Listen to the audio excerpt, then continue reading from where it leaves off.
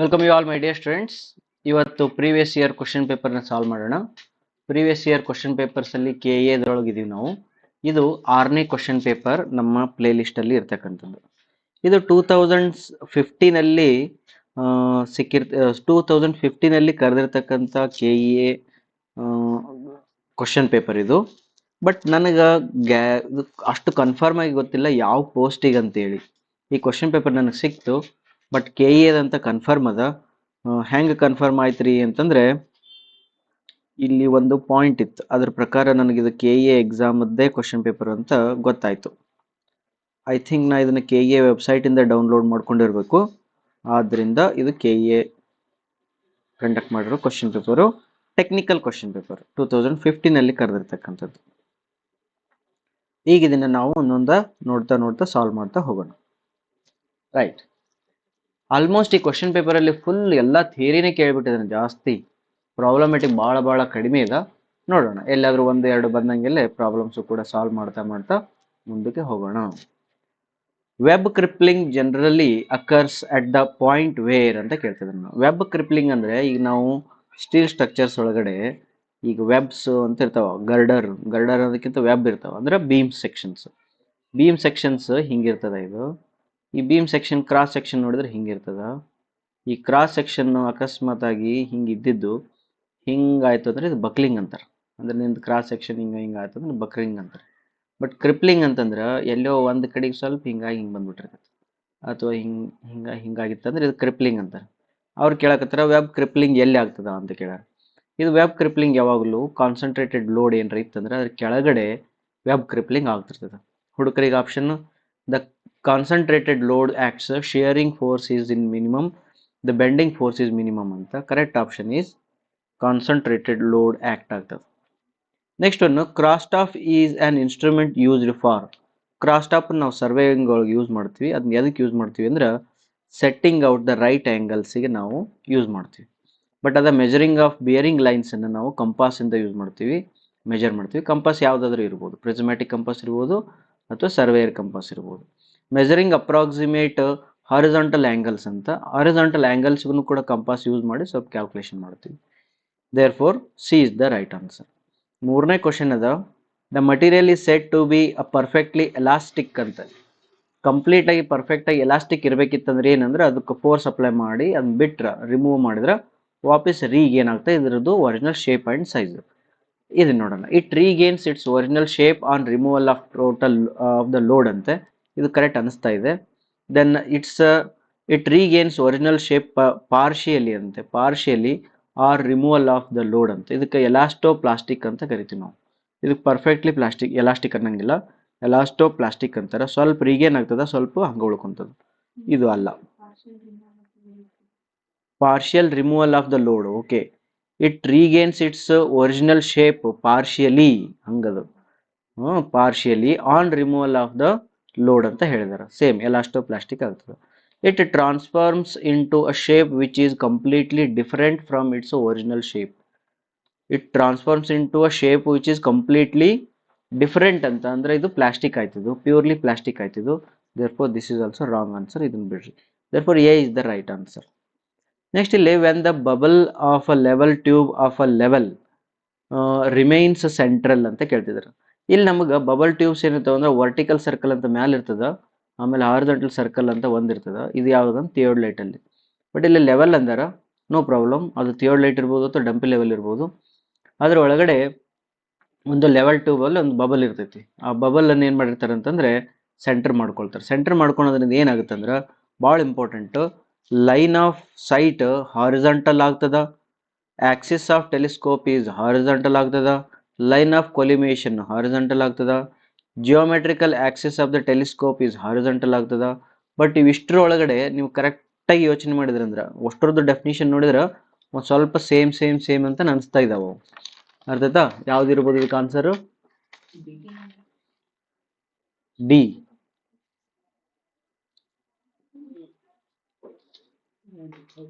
C. ಓಕೆನಾ? ಯೋಚನೆ ಮಾಡ್ರಿ.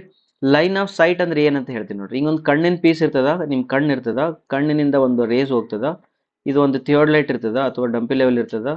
ಈ ಡಂಪಿ ಲೆವೆಲ್ ಒಳಗಡೆ ಸೆಂಟರ್ ಇರ್ತದ, ಅದ್ರ ಥ್ರೂ ಹಿಂಗೆ ಹೋಗ್ತದ. ಇಲ್ಲೊಂದು ಆಬ್ಜೆಕ್ಟ್ ಇರ್ತದ, ಆ ಆಬ್ಜೆಕ್ಟಿಗೆ ಹೋಗಿ ಅದು ಬಡ್ಕೊಳ್ತದ. ಇದಿಷ್ಟಕ್ಕೆ ಏನಂತಾರ, ಇದಕ್ಕೆ ಲೈನ್ ಆಫ್ ಸೈಟ್ ಅಂತಾರೆ. ಈ ಲೈನ್ ಆಫ್ ಸೈಟ್ ಹಾರಿಜಾಂಟಲ್ ಇರ್ತಾನು, ಲೆವೆಲ್ ಟು ಬಬಲ್ ಟು ನಡ್ಬರ್ಕ್ ಬಂದ್ರೆ ಹೌದಪ್ಪ ಇರ್ತದ. ಆಕ್ಸಿಸ್ ಆಫ್ ದ ಟೆಲಿಸ್ಕೋಪು ಅದನ್ನ ಆಮೇಲೆ ನೋಡೋಣ. ಅದು ಕೂಡ ಆಕ್ಸಿಸ್ ಆಫ್ ದ ಟೆಲಿಸ್ಕೋಪ್ ಅಂದ್ರೂ ಕೂಡ ಅದು ಹೆಂಗಿರ್ತದ, ಐ ಪೀಸು ಮತ್ತೆ ಸೆಂಟರ್ ಆಫ್ ದ ಇಲ್ಲೇನು ಲೆನ್ಸಸ್ ಇರ್ತಾವ ನೋಡು, ಆ ಲೆನ್ಸಸ್ ಸೆಂಟರ್ ತಗೊಳ್ತಾರೆ ಅವ್ರು ಹಿಂಗೆ ಮಾಡಿ. That is the Axis of the telescope. ಅದು ಕೂಡ ಕರೆಕ್ಟ್ ಅದ. ಲೈನ್ ಆಫ್ ಕೊಲಿಮೇಷನ್ ಮತ್ತು ಲೈನ್ ಆಫ್ ಸೈಟಿಗೆ ಒಂದು 99% ಸೇಮ್ ಡೆಫಿನೇಷನ್ ಅದ. ಬಟ್ ಇವೆರಡಕ್ಕೆ ಏನು ಡಿಫ್ರೆನ್ಸ್ ಅದ ಅಂತಂದ್ರೆ, ಲೈನ್ ಆಫ್ ಕೊಲಿಮೇಷನ್ ಅಂತಂದ್ರೆ ಆ ಇನ್ಸ್ಟ್ರೂಮೆಂಟ್ ಅದು ಪರ್ಮನೆಂಟ್ ಸೆಟ್ ಅಥವಾ ಇನ್ಸ್ಟ್ರೂಮೆಂಟ್ಸ್ ಎರರ್ ಎಲ್ಲ ತೆಗೆದ ಮೇಲೆ ಕ್ರಾಸ್ ಏರ್ಸ್ ಇರ್ತಾವೆ, ಹಾರಿಜಾಂಟಲ್ ವರ್ಟಿಕಲ್ ಕ್ರಾಸ್ ಏರ್ಸ್, ಅದ್ರ ಸೆಂಟರ್ ಥ್ರೂ ನಿಮ್ಮದು ವಿಷನ್ ಏನಾದರೂ ಹೋಯ್ತು ಅಂದ್ರೆ ಅದಕ್ಕೆ ಲೈನ್ ಆಫ್ ಕೊಲಿಮೇಷನ್ ಅಂತಾರೆ. ಒಂದು ಹೇಳ್ಬೇಕಂದ್ರೆ ಇದು more accurate definition for line of site. ಹಂಗಾಗಿ ಇದು ಸರಿ ಉತ್ತರ ಆಗ್ತದ. ಬಟ್ ಉಳಿದ ಆಪ್ಷನ್ಸ್ ಕೂಡ ಒಂದು ರೀತಿ ಕನ್ಫ್ಯೂಸಿಂಗ್ ಅದಾವ, ಸ್ವಲ್ಪ ಹುಷಾರಾಗಿ ಇದನ್ನ ಹಾಕ್ಬೇಕಾಗ್ತದೆ. ನೆಕ್ಸ್ಟ್ ಇಲ್ಲೇನು ಕೇಳಕತ್ತಾರೆ ಅಂದ್ರೆ, the discharge per metre width of a foot at the foot of the spillway is 10 meter cube per second. At the velocity 20 meter per second, what should be the approximate tail water depth for a perfect free hydraulic jump to occur at foot of the spillway ಅಂತ ಕೇಳಕತ್ತಾರೆ. Foot of the ಸ್ಪಿಲ್ವೇಗ hydraulic jump ಆಗ್ಬೇಕಂತ ಅವರು ಇದನ್ನು ಕೊಟ್ಟಿದ್ದಾರೆ. ಏನಿದು discharge per metre width ಅಂದ್ರೆ ಇದು ಸ್ಮಾಲ್ ಕ್ಯೂ, ಇದು not capital Q, small Q ಕೊಟ್ಟಿದ್ದಾರೆ. ವೆಲಾಸಿಟಿ ಕೊಟ್ಟಿದ್ದಾರೆ 20 ಮೀಟರ್ ಪರ್ ಸೆಕೆಂಡ್. ನಾವೇನು ಮಾಡೋಣ ಅಂತಂದ್ರೆ ಕ್ರಿಟಿಕಲ್ ಡೆಪ್ತ್ನ ಕಂಡುಹಿಡೋಣ. ವೈ ಸಿ ಕಂಡುಹಿಡಿದು ಅದಕ್ಕೆ ನಿಯರರ್ ಯಾವ್ದು ಆನ್ಸರ್ ಬರ್ತದೆ ಅದೇ ಆನ್ಸರ್ ಈ ಪ್ರಾಬ್ಲಮ್ ಆಗಿರ್ತದೆ. ವೈ ಸಿ ಫಾರ್ಮುಲಾ ಏನದ ಅಂತಂದ್ರೆ V² divided by g to the power 1/3 ಏನೋ ಅದ. ಓಕೆನಾ, ನೋಡ್ರಿ ಇದನ್ನ ಮಾಡಿ ನೋಡ್ರಿ ಎಷ್ಟು ಬರ್ತದ. ಫಸ್ಟ್ ಕ್ವಶನ್ ಏನೈತೆ ನೋಡ್ಕೊಂಡು ಫಾರ್ಮುಲಾ ಕರೆಕ್ಟ್ ಅದ, ಇದ್ರೊಳಗೆ ಸಬ್ಸ್ಟಿಟ್ಯೂಟ್ ಮಾಡ್ಬೇಕಷ್ಟೇ. ಈಗ ನಾವು ವಿ ಅಂತಂದ್ರೆ 10 ಅದ, ಅಲ್ಲ 20 ಮೀಟರ್ಸ್ ಪರ್ ಸೆಕೆಂಡ್ ಅದ. ಜಿ ಅಂದ್ರೆ 9.81 ಹೋಲ್ ಟು ದಿ ಪವರ್ 1/3 ಹಾಕ್ರಿ. ಯಾಕಂದ್ರೆ 10 ಅಂತ ತಗೊಂಡ್ರು ಕೂಡ 2/10 ಅಲ್ಲ 20/10 2 ಆಗ್ತಾ ರೂಟ್ ಎಷ್ಟಾಗ್ತದೆ 4.88 ಸಮಥಿಂಗ್ ಬರ್ತದೆ. ದಟ್ ಈಸ್ ನಿಯರ್ ಟು ಅಥವಾ ಅದಕ್ಕಿಂತ ಲೆಸ್ ದ್ಯಾನ್ ಇರೋ ಆಪ್ಷನ್ಸ್ ತಗೊಂಡ್ರೆ ಹೈಡ್ರಾಲಿಕ್ ಜಂಪ್ ಆಗಕ್ಕೆ ಶುರು ಆಗ್ತದೆ. ರೈಟಾ? Next definition, simple physics definition ಕೇಳಿದ್ರೆ ಇಲ್ಲಿ ವರ್ಕ್ ಈಸ್ ಡಿಫೈನ್ಡ್ ಆಸ್ ಅಂತ ಕೇಳ್ತಾರೆ. ವರ್ಕ್ ಅಂದ್ರೆ ಏನು ಅಂತಂದ್ರೆ ದಟ್ ಈಸ್ ಒಂದೇನೋ ಒಂದು ಬಾಡಿ ಇರ್ತದ, ಆ ಬಾಡಿಗೆ ಒಂದು ಫೋರ್ಸ್ ಅಪ್ಲೈ ಮಾಡ್ತೀರಿ. ಫೋರ್ಸ್ ಅಪ್ಲೈ ಮಾಡಿದ್ಮೇಲೆ ಅದು ಬಾಡಿ ಸ್ವಲ್ಪ ಡಿಸ್ಟೆನ್ಸ್ ಮೂವ್ ಆಗ್ತದೆ. ಈ ಫೋರ್ಸ್ ಅಪ್ಲೈ ಮಾಡಿದ ಫೋರ್ಸು ಇಂಟು ಅದು ಮೂವ್ ಆಗಿದ್ದ ಡಿಸ್ಟೆನ್ಸ್, ಅವೆರಡನ್ನು ಮಲ್ಟಿಪ್ಲೈ ಮಾಡಿದ್ರೆ ವರ್ಕ್ ಡನ್ ಆಗ್ತದೆ. Therefore force into distance correct ಆಗ್ತದೆ. ಫೋರ್ಸ್ ಇಂಟು ವೆಲಾಸಿಟಿ ಅಂದ್ರೆ ಏನಂದ್ರೆ force into distance by time ಆಗ್ತದೆ. ಅವಾಗ ವರ್ಕ್ ಡನ್ ಪರ್ ಟೈಮ್ ಅನ್ನಂಗೆ ಆಗ್ತದೆ. ವರ್ಕ್ ಡನ್ ಪರ್ ಟೈಮ್ ಅಂದ್ರೆ ಇದು ಪವರ್ಗೆ ಡೆಫಿನಿಷನ್. ಇದೇನಿದು ಪವರ್ಗೆ ಡೆಫಿನಿಷನ್ನು. ವೆಲಾಸಿಟಿ ಇಂಟು ಎಕ್ಸಲರೇಷನ್ ಅಂತ, ವಿ ಇಂಟು ಎ ಅಂತ. ವಿ ಇಂಟು ಎಗ ಏನಂತ ಖಾಸ್ ಏನು ಡೆಫಿನಿಷನ್ ಇಲ್ಲ. ಓಕೆನಾ, ರೈಟ್. ನೆಕ್ಸ್ಟ್ ಕ್ವಶನ್ ನೋಡೋಣ. Beam which are composed of more than one material rigidly connected together as to behave as one piece is known as ಅಂತ. ಇಲ್ಲಿ ನಾವು ಯೂಶುವಲಿ ಸ್ಟ್ರೆಂತ್ ಆಫ್ ಮಟೀರಿಯಲ್ ಒಳಗೆ ಸ್ಟಡಿ ಮಾಡ್ಕೊಳಕಾದ್ರೆ ಎರಡನ್ನು ಸ್ಟಡಿ ಮಾಡೋದು. ಒಂದು ಕಾಂಪೋಸಿಟ್ ಬೀಮ್ಸ್ ಅಂತ ಒಂದು ಸ್ಟಡಿ ಮಾಡ್ತೀವಿ, ಇನ್ನೊಂದು ಕಾಂಪೌಂಡ್ ಬೀಮ್ಸ್ ಅಂತ ಒಂದು ಸ್ಟಡಿ ಮಾಡ್ತೀವಿ.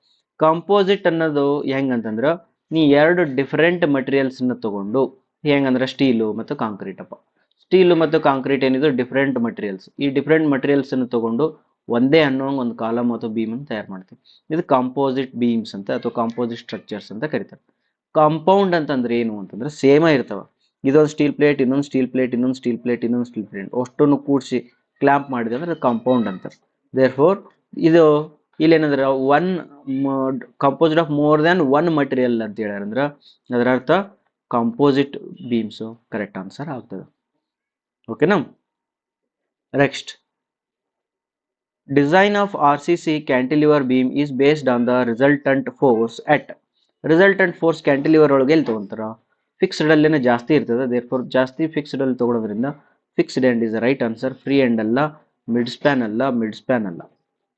Lateral earth pressure on retaining wall. ಈಗ ಒಂದು ರಿಟೈನಿಂಗ್ ವಾಲ್ ಅದ ಅಂತ ತಿಳ್ಕೊಳ್ರಿ. ಈ ರಿಟೈನಿಂಗ್ ವಾಲ್ ಒಳಗಡೆ ಲ್ಯಾಟ್ರಲ್ ಅರ್ತ್ ಪ್ರೆಷರ್ ಎಲ್ಲೋ ಒಂದು ಪಾಯಿಂಟ್ ತಗೊಂತಾರೆ. ಈ ಲ್ಯಾಟರಲ್ ಅರ್ತ್ ಪ್ರೆಷರ್ ಎಷ್ಟಿರ್ತದೆ ಅಂದ್ರೆ ಪಿ ಅಂತ small P is equal to K A into sigma V ಅಂತ ಆಗ್ತದೆ. ಅಂದ್ರೆ K A into sigma V ಅಂತಂದ್ರೆ ಗಾಮಾ ಇಂಟು ಹೆಚ್ ಆಗ್ತದೆ, ಗಾಮಾ ಇಂಟು ಡಿ ಅಥವಾ ಗಾಮಾ ಇಂಟು ಹೆಚ್ ಆಗ್ತದೆ. ಕೆ ಒಳಗೆ ಏನದ ಅಂತಂದ್ರೆ ಕೆ ಒಳಗಡೆ ಆಂಗಲ್ ಆಫ್ ಇಂಟರ್ನಲ್ ಫ್ರಿಕ್ಷನ್ ಅದ. K A is equal to ಏನದ angle of internal friction phi, ಅದು ಫೈ ಮೇಲೆ ಡಿಪೆಂಡ್ ಆಗಿದೆ. ಇವ್ರೇನು ಕೇಳಾಕತ್ತಾರೆ ಅಂದ್ರೆ is equal to the mass of the soil retain ಅಂತ ಇದು ಅಂತೂ ಆಗಂಗಿಲ್ಲ, ಬಿಕಾಸ್ ಇಲ್ಲಿ ಯಾವುದೇ weight of the soil, mass of the soil ಬಗ್ಗೆ ಮಾತಾಡಕತ್ತಿಲ್ಲ ಅವರು.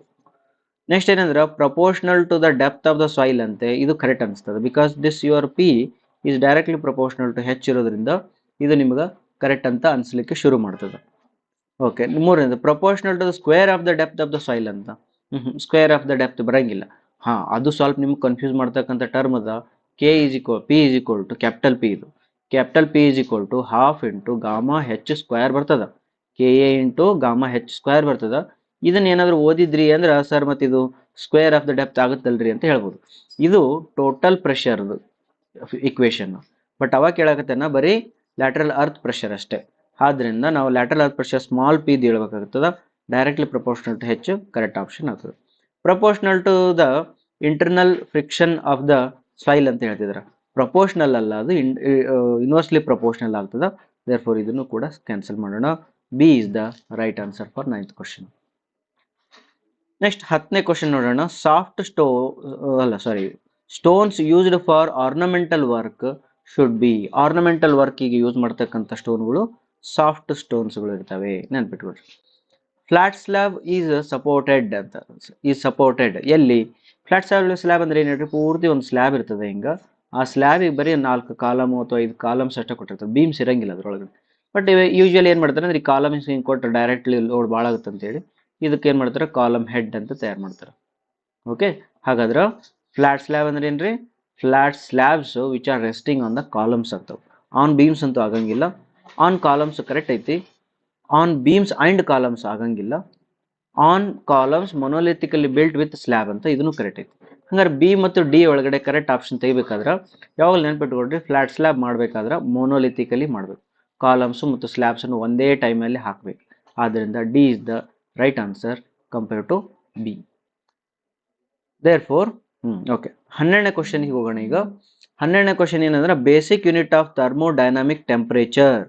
ಥರ್ಮೋಡೈನಾಮಿಕ್ ಟೆಂಪರೇಚರ್ಗೆ ಬೇಸಿಕ್ ಯೂನಿಟ್ ಏನಂತ ಕೇಳ್ತಿದ್ರು ಅವರು, ಡಿಗ್ರಿ ಕೆಲ್ವಿನ್ ಅಲ್ಲಿ ನಾವು ಯೂಸ್ ಮಾಡ್ತೀವಿ. ಇದು ಫ್ಯಾರನೀಟ್ ಇರ್ಬೋದು, ಡಿಗ್ರಿ ಸೆಂಟಿಗ್ರೇಡ್ ಇರ್ಬೋದು, ಅಥವಾ ಅಬ್ಸಲ್ಯೂಟ್ ಇರ್ಬೋದು. ಇವುಗಳನ್ನು ಯೂಸ್ ಮಾಡಲ್ಲ ನಾವು. ಡಿಗ್ರಿ ಕ್ಯಾಲ್ವಿನ್ ಅನ್ನ ಥರ್ಮೋಡೈನಾಮಿಕ್ಸ್ ಒಳಗೆ ಯೂಸ್ ಮಾಡ್ತೀವಿ. 13ನೇದ್ದು, if the loading on pre stress rectangular beam is uniformly distributed. Pre stressed ಅದ ರೆಕ್ಟ್ಯಾಂಗ್ಯುಲರ್ ಬೀಮ್ ಅದ, ಯೂನಿಫಾರ್ಮ್ಲಿ ಡಿಸ್ಟ್ರಿಬ್ಯೂಟೆಡ್ ಲೋಡ್ ಹಾಕಿದಾಗ the tendon to be provided should be. Tendon ಏನು ಕೊಟ್ಟಿರ್ತಿರಲ್ಲ ಅದು ಹೆಂಗಿರಬೇಕು ಅಂತ ಕೇಳ್ತಿದ್ರು ಅವರು. ಯಾವಾಗ ಒಂದು ಬೀಮ್ ಅದ, ರೆಕ್ಟ್ಯಾಂಗ್ಯುಲರ್ ಕ್ರಾಸ್ ಸೆಕ್ಷನಲ್ ಅದ, ಅದಕ್ಕೆ ನಾವೇನು ಮಾಡಿದ್ವಿ, ಯು ಡಿ ಎಲ್ ಹಾಕಿದ್ವಿ. ಟೆಂಡನ್ ಕೊಡಬೇಕಾದಾಗ ಅದು ಹೆಂಗಿರಬೇಕು ಅಂತ ಕೇಳಿದ್ರೆ ಆಪ್ಷನ್ಸ್ ನೋಡಿ ಅದನ್ನು ಉತ್ತರ ನೋಡೋಣ. Straight below the centroidal axis ಅಂತೆ, ಅದು ಸ್ಟ್ರೇಟ್ ಇರಬೇಕಂತ below the centroidal axis. Parabolic with convexity downwards. Convex downwards ಅಂತಂದ್ರೆ ಹಿಂಗ, ಬಿಕಾಸ್ ಇದು ಕೇವ್ ಅದ, ಇದು ವೆಕ್ಸ್ ಅದ. ಕಾನ್ವೆಕ್ಸ್ ಡೌನ್ವರ್ಡ್ಸ್ ಅಂತ ಹೇಳ್ತಿದ್ರ, ಇದು ಕರೆಕ್ಟ್ ಅದ. ಪ್ಯಾರಾಬೋಲಿಕ್ ವಿತ್ ಕಾನ್ವೆಕ್ಸಿಟಿ ಅಪ್ವರ್ಡ್ ಅಂತೆ. ಕಾನ್ವೆಕ್ಸಿಟಿ ಅಪ್ವರ್ಡ್ ಅಂದ್ರೆ ಹಿಂಗೆ ಆಗ್ತಾರಂತೆ, ಬೇಡ. ನನ್ ಆಫ್ ದಿ ಅಬೋ. ಯೂಶುವಲಿ ನಾವೇನು ಮಾಡ್ತೀವಿ ಅಂತಂದ್ರೆ ಯು ಡಿ ಎಲ್ ಹಾಕಿದಾಗ ಇದು ಬಿ ಆಪ್ಷನ್ಸ್ ಕರೆಕ್ಟ್ ಆಗ್ತದೆ. ಕಾನ್ವೆಕ್ಸಿಟಿ ಡೌನ್ವರ್ಡ್ಸ್ ಇರೋದು ಕರೆಕ್ಟ್ ಆನ್ಸರ್ ಆಗ್ತದೆ. ಓಕೆನಾ. Next, normally the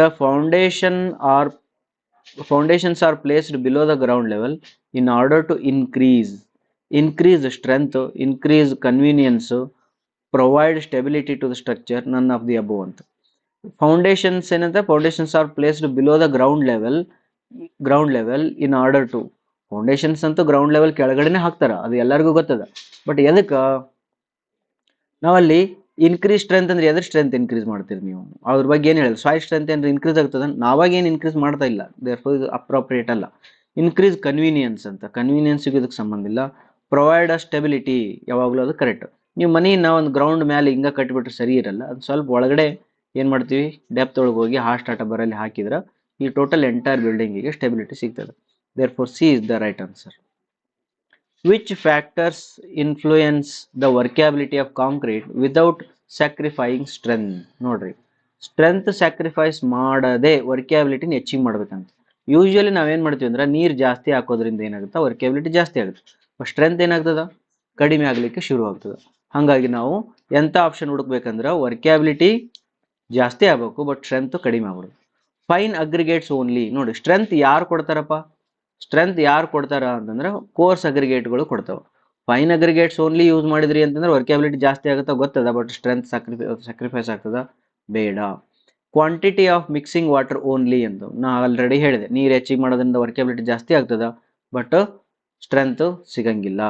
next fine aggregate and quantity of mixing water ಅಂತ. ನೋಡು, ಮೇಲೆ ಹೇಳಿದನ್ನು ಎರಡನ್ನೂ ಡಿಲೀಟ್ ಮಾಡಿ ನನ್ನ ಮೇಲೆ ಇದು ಹಾಕಬೇಕು, ಇದನ್ನು ಕೂಡ ನನಗೆ ಬೇಡ ಆಗ್ಯದ. Then maximum size of coarse aggregate and shape of the coarse aggregate. Coarse aggregates ಶೇಪ್ಗಳನ್ನು ನೀವು ಚೇಂಜ್ ಮಾಡೋದ್ರಿಂದ ಭಾಳ ಆ್ಯಂಗ್ಯುಲರ್ ಇತ್ತಂದ್ರೆ ಅದು ಹಾರ್ಶ್ ಮಿಕ್ಸ್ ಆಗ್ತದ. ಸ್ವಲ್ಪ ರೌಂಡೆಡ್ ಅಗ್ರಿಗೇಟ್ ತೊಗೊಂಬಂದ್ರೆ ನಿಮ್ಮ ವರ್ಕ್ಯಾಬಿಲಿಟಿನೂ ಚೆನ್ನಾಗಿರ್ತದ. ಬಟ್ ಅಗ್ರಿಗೇಟ್ಸ್ ಜಾಸ್ತಿ ಕ್ವಾಂಟಿಟಿ ಯೂಸ್ ಮಾಡ್ರಿ, ಆಮೇಲೆ ಸೈಜ್ ಚಲೋದು ಯೂಸ್ ಮಾಡ್ರಿ. Therefore D is the right answer. Next question, 16th question. The distance between the two bench marks is 1000 metre. ಒಂದು ಬೆಂಚ್ ಮಾರ್ಕ್ ಇಲ್ಲದ, ಇನ್ನೊಂದು ಬೆಂಚ್ ಮಾರ್ಕ್ ಇಲ್ಲದ, ಎರಡರ ನಡವರ್ಕ ಡಿಸ್ಟೆನ್ಸ್ ಎಷ್ಟದ, 1000 ಮೀಟರ್ ಅದ ಅಂತ. It is observed that during levelling the total error due to collimation, curvature and refraction ಮೂರು ಕೂಡಿಸಿ total ಏನು ಬಂದದ ಎರರ್ ಸಿ ಟಿ ಎಷ್ಟು ಬಂದದ ಅಂದರೆ 0.120 ಬಂದದ. Okay, given this what is the magnitude of the collimation error. Collimation error ಮತ್ತೆ ಮೂರು ಎರರ್ ಅದಾವ. ಮೂರು ಎರರ್ ಒಳಗಡೆ ಅವ್ರು ಏನು ಮಾಡಿದ್ರು, ಟೋಟಲ್ ಎರರ್ ಕೊಟ್ಟರ, ಕೊಲಿಮೇಷನ್ ಎರರ್ ಅನ್ನು ನಾವು ಕಂಡುಹಿಡಬೇಕು ಈಗ. ಓಕೆ, ಇದಕ್ಕೆ ಫಾರ್ಮುಲಾ ಬರ್ಕೊಳ್ಳೋಣ, ಬರ್ಕೊಡ್ರಿ. ಟೋಟಲ್ ಎರರ್ ಈ total is equal to collimation error plus curvature error plus ಮತ್ತೆ ರಿಫ್ರಾಕ್ಷನ್ ಎರರ್. ಬಟ್ ಇಲ್ಲಿ ಏನಾಗ್ತದ, ಕೊಲಿಮೇಷನ್ ಎರರ್ ನಮ್ಗೆ ಗೊತ್ತಿಲ್ಲ, ಸಿ ಇ ಕಾಲ್ ಅಂತ ಬರ್ಕೊಡ್ರಿ. ನೆಕ್ಸ್ಟ್ ಕರ್ವೇಚರ್ ಎರರ್ ಯಾವಾಗಲೂ ಮೈನಸ್ ಇರ್ತದ, d²/2r ಇರ್ತದ. ನೆಕ್ಸ್ಟ್ ಇದು ಪ್ಲಸ್ ಇರ್ತದೆ ಯಾವಾಗಲೂ, ಇದು 1/7 ಆಫ್ d²/2r ಆಗ್ತದೆ.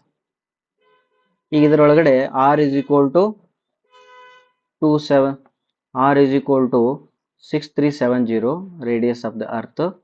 ನೆಕ್ಸ್ಟ್ ಡಿ ಅಂತಂದ್ರೆ 1000 ಮೀಟರ್. ಇದನ್ನ ಕಿಲೋಮೀಟರ್ ಒಳಗೈತಿ, ಇದನ್ನ ಕಿಲೋಮೀಟರ್ ಒಳಗಾರ ಬರ್ಕೊಡ್ರಿ, ಇದು ಮೀಟರ್ ಇದ್ರೆ ಮೀಟರ್ ಒಳಗಾರ ಬರ್ಕೊಡ್ರಿ. ಇದಿಷ್ಟು ಸಾಲ್ವ್ ಮಾಡಿದ ತಕ್ಷಣ ನಿಮ್ಗೆ ಆನ್ಸರ್ ಬರ್ತದ 0.527. ಓಕೆನಾ, ಇಲ್ಲಿ ಟೋಟಲ್ ಇದನ್ನು ಕೊಟ್ಟಾರವ್ರು 0.120 ಟೋಟಲ್ ಕೊಟ್ಟಾರವ್ರು. Okay, done. ನೆಕ್ಸ್ಟ್ ಕ್ವಶನ್ ಹೋಗೋಣ. Which of the following can not be use to improve bearing capacity of soils. ಯಾವುದನ್ನ ಯೂಸ್ ಮಾಡಕ್ ಬರಂಗಿಲ್ಲ ಅಂತಾರೆ ಅವರು. Draining sub soil water. Draining sub soil water ಮಾಡೋದ್ರಿಂದ ಬೇರಿಂಗ್ ಕೆಪಾಸಿಟಿ ಇಂಪ್ರೂವ್ ಮಾಡ್ಬೋದೇನು. Next ನೋಡೋಣ. Ramming crushed stone in soils ಅಂತೆ. Next driving sand piles, watering surface of soil. ಇವ್ರೇನು ಕೇಳಿದ್ರೆ ಕೆನಾಟ್ ಅಂತಂದಾರ. ಏನು ಮಾಡೋದ್ರಿಂದ ನಿಮ್ಗೆ ಬೇರಿಂಗ್ ಕೆಪಾಸಿಟಿ ಇಂಪ್ರೂವ್ ಆಗಂಗಿಲ್ಲ ಅಂದ್ರೆ draining of sub soil water ಮಾಡಬೇಕು, ಮಾಡೋದ್ರಿಂದ ವಾಟರ್ ಟೇಬಲ್ ಕಡಿಮೆ ಆಗ್ತದ, ಇದು ಬೇರಿಂಗ್ ಕೆಪಾಸಿಟಿ ಜಾಸ್ತಿ ಮಾಡ್ತದ. ರ್ಯಾಮಿಂಗ್ ಆಫ್ ಕ್ರಶ್ಡ್ ಸ್ಟೋನ್ಸ್, ಹೌದು ಸಾಯಿಲ್ ಒಳಗಡೆ ಸ್ಟೋನ್ಸ್ ಹಾಕೋದ್ರಿಂದ ಜಾಸ್ತಿ ಆಗ್ತದ. ಡ್ರೈವಿಂಗ್ ಸ್ಯಾಂಡ್ ಪೈಲ್ಸ್ ಮಾಡೋದ್ರಿಂದನೂ ಕೂಡ ಜಾಸ್ತಿ ಆಗ್ತದ. ಏನು ಮಾಡೋದ್ರಿಂದ ಜಾಸ್ತಿ ಆಗಲ್ಲ ಅಂದ್ರೆ ಅವರು watering surface of the soil ಅಂತ. ನೀವು ನೆಲದ ಮೇಲೆ ಸುಮ್ಮನೆ ನೀರು ಚಿಮುಕಿಸಿದ್ರೆ, ನೀರನ್ನ ಹೊಡೆದ್ರೆ ಏನಾಗ್ತದ, ಬೇರಿಂಗ್ ಕೆಪಾಸಿಟಿ ಇಂಪ್ರೂವ್ ಆಗಂಗಿಲ್ಲ. Therefore D is the right answer, not all these for this question. Okay, now we will solve 18th question. The pessimistic time TP of an activity 20 days, optimistic time T0 10 days, most likely time TM 15 days, then expected time for an activity. ಇದಕ್ಕೆ ನಮಗೆ already ಒಂದು equation ಗೊತ್ತಿರ್ತದ. Pessimistic ಟೈಮನ್ನು 1 times ತೊಗೊಳ್ತೀವಿ, most likely ಟೈಮನ್ನು 4 times weightage ಕೊಡ್ತೀವಿ, ಅದಾದಮೇಲೆ optimistic ಟೈಮನ್ನು 1 time weightage ಕೊಡ್ತೀವಿ. ಟೋಟಲ್ 6 ಕ್ವಾಂಟಿಟೀಸ್ ಅದಾವ, ದೇರ್ ಫೋರ್ ಮಾಡಿದ್ರೆ ಇದು ಆವರೇಜ್ ಬಂದಂಗೆ ಆಯ್ತು. ಬಟ್ ದಿಸ್ ಆವರೇಜ್ ಒಳಗಡೆ ನಾವು ಮೋಸ್ಟ್ ಲೈಕ್ಲಿ ಟೈಮಿಗೆ 4 ಟೈಮ್ಸ್ ವೇಟೇಜ್ ಕೊಟ್ಟಿರ್ತೀವಿ. ಇದನ್ನು ನೀವು ಸಾಲ್ವ್ ಮಾಡಿದ್ರೆ ನಿಮಗೆ ಆನ್ಸರ್ ಬರಲಿಕ್ಕೆ ಶುರು ಮಾಡ್ತದೆ. ಓಕೆ, ಒಂದೇದು ಟಿ ಪಿ ಅಂತಂದ್ರೆ ಎಷ್ಟು ಅಂತ ಹೇಳಿದ್ರೆ 20 ಡೇಸ್ ಹೇಳಿದ್ರೆ, ಪ್ಲಸ್ ಟಿ ಎಮ್ ಹೇಳಿದ್ರೆ ಸ್ವಲ್ಪ ಉಲ್ಟಾ ಕೊಟ್ಟಿದ್ದಾರೆ ಅವರು. ಮೋಸ್ಟ್ ಲೈಕ್ಲಿ ಟೈಮ್ 15 ಡೇಸ್ ಕೊಟ್ಟಿದ್ದಾರೆ ಅವರು. 4 ಇಂಟು 15 ಆಗ್ತದ, ಪ್ಲಸ್ ಟಿ ನಾಟ್ ಎಷ್ಟದ, ಟಿ ನಾಟ್ 10 ಡೇಸ್ ಅದ, ಡಿವೈಡೆಡ್ ಬೈ 6 ಮಾಡ್ಕೊಳ್ಬೇಕು. ಅವಾಗ ಆನ್ಸರ್ ಎಷ್ಟು ಬರ್ತದೆ ನೋಡ್ರಿ, 15. Answer 15 will be correct answer. Okay, 18th question, 15 is the right answer. Next, in stone masonry, let the stones be so placed that their inner layers are parallel to the direction of load. Then inner layers parallel to the direction of load ಅಂತಂದ್ರೆ ಅದು the stones split easily, the stones are affected by moisture. ಇವೆರಡು conditions satisfy ಆಗೋದ್ರಿಂದ C option correct ಆಗ್ತದೆ. Next, a foundation rests on, foundation ಎದ್ರ ಮೇಲೆ ನಿಂತಿರ್ತದ, top of the soil, subgrade, foundation soil, both B and C. B ಏನದ subgrade ಮತ್ತು foundation soil ಅಂತ ಹೇಳ್ತಿದ್ದಾರೆ ಅವರು. ಟಾಪ್ ಆಫ್ ದ ಸಾಯಿಲ್ ಏನಲ್ಲ, ಸಬ್ಗ್ರೇಡ್ ಮತ್ತು ಪೇಮೆಂಟ್ಸಿಗೆ ಮಾಡ್ತಾ ಇದ್ರಿ ಅಂದ್ರೆ ಸಬ್ಗ್ರೇಡ್ ಮೇಲೆ ಇರ್ತದ, ಇದ್ರ ಮೇಲೆ ಮಾಡ್ತಾ ಇದ್ರೆ ಫೌಂಡೇಶನ್ ಸಾಯಿಲ್ ಮೇಲೆ ನಿಮ್ದು ಫೌಂಡೇಶನ್ ಹಾಕಿರ್ತೀರಿ. ದೇರ್ ಫೋರ್ 20ನೇದು D is the right answer. Next, ಎಲ್ಲ 1 ಮಾರ್ಕ್ಸ್ ಕ್ವಶನ್ಸ್ ಅಂದ್ರೆ ಭಾಳ ಥಿಯರಿ ಕ್ವಶನ್ಸ್ ಹೇಳಿದಾರ, ಈಸಿಯಾಗಿ ನೋಡ್ಕೊಂತ ಹೋಗ್ಬೋದು. An imaginary line joining the points of equal elevation on surface of earth is called as ಏನಂತ, contour lines or contour surface. This 21st is a contour, imaginary line joining the points of equal elevation on the surface, therefore contour line ಆಗ್ತದೆ. ಅದೇ contour line ಆಗ್ತದೆ. ಅಕಸ್ಮಾತ್ imaginary surface ಅಂತಿದ್ರ contour surface ಆಕಿತ್ತು, ಬಿಡ್ರಿ, ಇದು contour line ಆಗ್ತದೆ. Next, the content of clay and silt in good brick earth is, good brick earth ಅಲ್ಲಿ ಕಂಟೆಂಟ್ ಆಫ್ ಕ್ಲೇ ಮತ್ತು ಸಿಲ್ಟ್ ಎಷ್ಟು ಇರಬೇಕು, ಅದು 50% ಇರಬೇಕು. Okay, next, which of the following items of work not included in the estimation of plinth area, plinth area ಮಾಡ್ಬೇಕಾದ್ರೆ ಏನನ್ನ ಹಾಕಿರಂಗಿಲ್ಲ. Which of the following items are not included in the plinth area ಅಂತ ಕೇಳ್ತಿದ್ರು. Plinth area ಮಾಡ್ಬೇಕಾದ್ರೆ ಏನ್ ಹಾಕಂಗಿಲ್ಲ, wall thickness ಹಾಕಲ್ಲೋ, room area ಹಾಕಲ್ಲೋ, ವರಂಡಾ ಏರಿಯಾ, ಕೋರ್ಟ್ ಯಾರ್ಡ್ ಹಾಕೋದಿಲ್ಲೋ ಅಂತ ಕೇಳ್ತಿದ್ರು ಅವರು. ವಾಲ್ ಥಿಕ್ನೆಸ್ ಹಾಕೋದಿಲ್ಲ, ಇದೊಂದು ಸಿಂಪಲ್ ಅದ. ನೀವು ಪ್ಲಿಂತ್ ಏರಿಯಾ ಡೆಫಿನಿಷನ್ ತೆಗೆದ್ರೆ ಟೋಟಲ್ ಏರಿಯಾದೊಳಗೆ ವಾಲ್ ಥಿಕ್ನೆಸ್ ಅನ್ನ ತೆಗಿತೀವಿ ನಾವು. 24ನೇದು, the method of 4 poling in tunnelling is generally used when the, 4 poling ಯಾವಾಗ ಮಾಡ್ತೀರಿ, 24ನೇ question A, that is your A is the right answer. ಓಕೆನಾ, ತಪ್ಪಿತು. Okay, next question, 23rd question, which of the following items of work not included in the estimation of plinth area. Plinth area ಅಂತಂದ್ರೆ ನಿಮ್ಗೊಂದು plinth line ಇರ್ತದ. ಈಗ ಒಂದು building ಕಟ್ಟಿದ್ರಿ ಅಂತಂದ್ರೆ ಗೋಡೆಯ ಹೊರಗಡೆ, ಈಗ ಒಂದು ಗೋಡೆ ಇತ್ತು ಅಂತಂದ್ರೆ ಗೋಡೆ ಹೊರಗೆ ಒಂದು ಸಣ್ಣದೊಂದು ಲೈನ್ ಇರ್ತದೆ, ಅದಕ್ಕೆ ಪ್ಲಿಂತ್ ಲೈನ್ ಅಂತಾರೆ. ಪ್ಲಿಂತ್ ಏರಿಯಾ ಅಂದ್ರೆ ಇದೆಲ್ಲ ಏರಿಯಾಕ್ಕೆ ಪ್ಲಿಂತ್ ಏರಿಯಾ ಅಂತ ಹೇಳ್ತಾರೆ. ಬಟ್ ಇಲ್ಲಿ ಆಪ್ಷನ್ಸ್ ನೋಡ್ರಿ, ವಾಲ್ ಥಿಕ್ನೆಸ್ ಏನಾಗ್ತದ, ವಾಲ್ ಥಿಕ್ನೆಸ್ ಇನ್ಕ್ಲೂಡೆಡ್ ಆಗ್ಯದ ಪ್ಲಿಂತ್ ಏರಿಯಾದೊಳಗೆ, ಬಿಕಾಸ್ ವಾಲ್ ಇಲ್ಲಿ ಬರ್ತಾವ. ಬಟ್ ಪ್ಲಿಂತ್ ಏರಿಯಾ ಇದು ಬೌಂಡ್ರಿ ಇದು ಅದ plinth area, therefore wall included ಅದ. ನೆಕ್ಸ್ಟ್ ರೂಮ್ ಏರಿಯಾ, ಮತ್ತು ರೂಮು ಕೂಡ ಒಳಗಡೆ ಅದ, ಅದು ಇನ್ಕ್ಲೂಡೆಡ್ ಅದ. ವರಾಂಡ ಏರಿಯಾ, ಅಕಸ್ಮಾತ್ ನೀವು ವರಾಂಡ ತಗೊಂಡಿದ್ದಿ ಅಂತಂದ್ರೆ ವರಾಂಡ ಏರಿಯಾನು ಕೂಡ ಇನ್ಕ್ಲೂಡೆಡ್ ಇರ್ತದ, ಬಿಕಾಸ್ ಪ್ಲಿಂತ್ ಹಿಂಗೆ ಹೋಗಿರ್ತದ. ಓಕೆನಾ. ಕೋರ್ಟ್ ಯಾರ್ಡ್ಸ್ ಅಂತ, ಕೋರ್ಟ್ ಯಾರ್ಡ್ಸ್ ಅಂದ್ರೆ ಹೊರಗಡೆ ಗಾರ್ಡನ್ ಗಿಡನ್ ನಾವು ಇವು ಇರ್ತಾವಲ್ಲ ಅವೆಲ್ಲವನ್ನು ಬಿಡಬೇಕಾಗ್ತದ. Therefore this is excluded, this one. ಅದಕ್ಕೆ ಅವ್ರೇನ ನಾಟ್ ಇನ್ಕ್ಲೂಡೆಡ್ ಅಂದ್ರೆ, therefore this is the not included in the plinth area. 24th, the method corresponding in tunneling, ಅಲ್ಲ 4 poling in tunnelling is generally used when, ಇದು ground is soft, ನೆನ್ಪಿಟ್ಕೊಂಡಿರಿ ಇದನ್ನ, ground soft ಇದ್ದಾಗ 4 poling ಅನ್ನ use ಮಾಡ್ತಾರೆ. Next 25th one, the lime containing a high percentage of calcium oxide is generally called, lime containing high percentage of calcium oxide. Calcium oxide ಅಂತಂದ್ರೆ ಯಾವುದು, CaO. CaO ಜಾಸ್ತಿ ಇತ್ತಂದ್ರೆ ಅದಕ್ಕೆ ಯಾವ ಲೈಮ್ ಅಂತ ಕರೀತಾರೆ ಅಂತ ಕೇಳ್ತಿದ್ದಾರೆ ಅವರು. ಓಕೆ, ಯಾವ್ದಾಗ್ಬೋದು, yes, that is a fat lime ಅಂತ ಕರೀತಾರೆ ಅದನ್ನು. ಓಕೆ, ವೈಟ್ ಲೈಮ್ ಅಲ್ಲ, ರಿಚ್ ಲೈಮ್ ಅಲ್ಲ, ಇವುಗಳಿಗೆ ಏನೇನಂತರ ಅದಕ್ಕೆ ಕಾಂಬಿನೇಷನ್ಸ್ ಏನದ ನೋಡ್ಕೊಂಡು ಇಟ್ಕೊಂಡಿರಿ. ನೆಕ್ಸ್ಟ್ 26ನೇ question, mastic asphalt is normally used for. Mastic ಅಸ್ಫಾಲ್ಟ್ನ ಎಲ್ಲಿ ಯೂಸ್ ಮಾಡ್ತಾರೆ ನಾರ್ಮಲಿ ಅಂತಂದ್ರೆ ವಾಟರ್ ಪ್ರೂಫಿಂಗ್. ಸೌಂಡ್ ಪ್ರೂಫಿಂಗ್ ಅಂತೂ ಅಸ್ಫಾಲ್ಟ್ ಇದಕ್ಕೇನು ಸಂಬಂಧ ಇಲ್ಲ, ವಾಟರ್ ಪ್ರೂಫಿಂಗಿಗೆ ಯೂಸ್ ಮಾಡ್ತಾರೆ. ಫೈರ್ ಪ್ರೂಫಿಂಗಿಗೆ ಅಲ್ಲ, ಅಸ್ಫಾಲ್ಟ್ಗೂ ಫೈರ್ ಪ್ರೂಫಿಂಗಿಗೆ ಇಡಕ್ಕೆ ಬರಂಗಿಲ್ಲ. None of the therefore water ಪ್ರೂಫಿಂಗಿಗೆ ಇದು ರೈಟ್ ಆನ್ಸರ್ ಆಗ್ತದೆ. 27th question, the most commonly used solvent of oil paint is. Oil paint ಅಲ್ಲಿ ಸಾಲ್ವೆಂಟ್ ಅನ್ನು ಯೂಸ್ ಮಾಡ್ತಾರೆ, ಯಾಕಂತಂದ್ರೆ ಅದಂತೂ ಸ್ವಲ್ಪ ತಿನ್ನಾಗಲಿ ಅಂತೇಳಿ. ಪೆಟ್ರೋಲಿಯಂ ಅಲ್ಲ, ಟರ್ಪಂಟೈನ್ ಅಲ್ಲ, ಕೋಲ್ಟಾರ್ ಅಲ್ಲ, ಸ್ಪಿರಿಟ್ ಅನ್ನ ಯೂಸ್ ಮಾಡ್ತೀವಿ. ನೀವು ಕೂಡ ನಿಮ್ಮ ಸುತ್ತಮುತ್ತ ಮನೆಯಲ್ಲಿ ಸ್ಪಿರಿಟ್ ನ ಯೂಸ್ ಮಾಡಿರ್ತೀರಿ. 28th, which of these will make timber most fire resistant. Fire resistant timber ಬೆಂಕಿನ ತಗೊಳ್ತದ, ಬಟ್ ಅದು ಫೈರ್ ರೆಸಿಸ್ಟೆಂಟ್ ನೀವು ಮಾಡಬೇಕು, ಅದು ಬೆಂಕಿ ಹತ್ತಬಾರ್ದು ಅಂದ್ರೆ ಏನು ಮಾಡಬೇಕು? ಚಾರಿಂಗ್ ಮಾಡ್ತಿರೋ, ಅಥವಾ ಸರ್ ಆಬೆಲ್ಸ್ ಪ್ರೊಸೆಸ್ ಮಾಡ್ತಿರೋ, ಅಥವಾ ಡಿಪ್ಪಿಂಗ್ ಆ್ಯಂಡ್ ಸ್ಟೀಪಿಂಗ್ ಪ್ರೊಸೆಸ್ ಮಾಡ್ತಿರೋ, hot and cold open tank treatment. ಇದಕ್ಕೆ this is the right answer. Sir Abel's ಪ್ರೊಸೆಸ್ನ ಮಾಡಿದರೆ ಅದು ಫೈರ್ ರೆಸಿಸ್ಟೆಂಟ್ ಆಗ್ತದೆ. 29th question, the maximum energy stored at elastic limit of material is called. Okay, elastic limit of the material ಅಂತ, ಇದು elastic limit, ಇದು ಆದಮೇಲೆ ಮುಂದೆ ಹೋಗ್ತದೆ. ಇಲ್ಲಿ ತನಕ ಎನರ್ಜಿ ಸ್ಟೋರ್ಡ್ ಆಗಿತ್ತು ಅಂದ್ರೆ ಅದಕ್ಕೆ ಏನಂತ ಕರೀತಾರೆ ಅಂತ ಕರೀತಾರೆ. ದಟ್ ಈಸ್ ದ ರೆಸಿಲಿಯನ್ಸ್ ಅಂತಂದ್ರೆ ಟೋಟಲ್ ಎನರ್ಜಿ ಸ್ಟೋರ್ಡ್, ಅದು ಎಲ್ಲಾರ ಇರ್ಬೋದು, ಇಲ್ಲಿರ್ಬೋದು, ಇಲ್ಲಿರ್ಬೋದು, ಎಲ್ಲಾರ ಇರ್ಬೋದು. ಮಾಡ್ಯುಲಸ್ ಆಫ್ ರೆಸಿಲಿಯನ್ಸ್ ಅಂದ್ರೆ ಅದರೊಳಗಡೆ ವಾಲ್ಯೂಮ್ ಅನ್ನೋ ಪ್ಯಾರಾಮೀಟರ್ ಬರುತ್ತೆ. ಬಲ್ಕ್ ರೆಸಿಸ್ಟೆನ್ಸ್ ಅಂತೂ ಅಲ್ವೇ ಅಲ್ಲ. therefore proof resilience is the right answer. 30ನೇ question, the width of the flange of a T-beam could be less than. width of the flange ಅಂತೆ, width of the flange of a T-beam should be less than ಎಷ್ಟಿರಬೇಕು? 1/3 of the effective span of the T-beam. 1/3 of the effective span of the T-beam. Flange width ಕೇಳಕತ್ತಾರ ಅವರು. Distance between the center of a T-beam. Okay.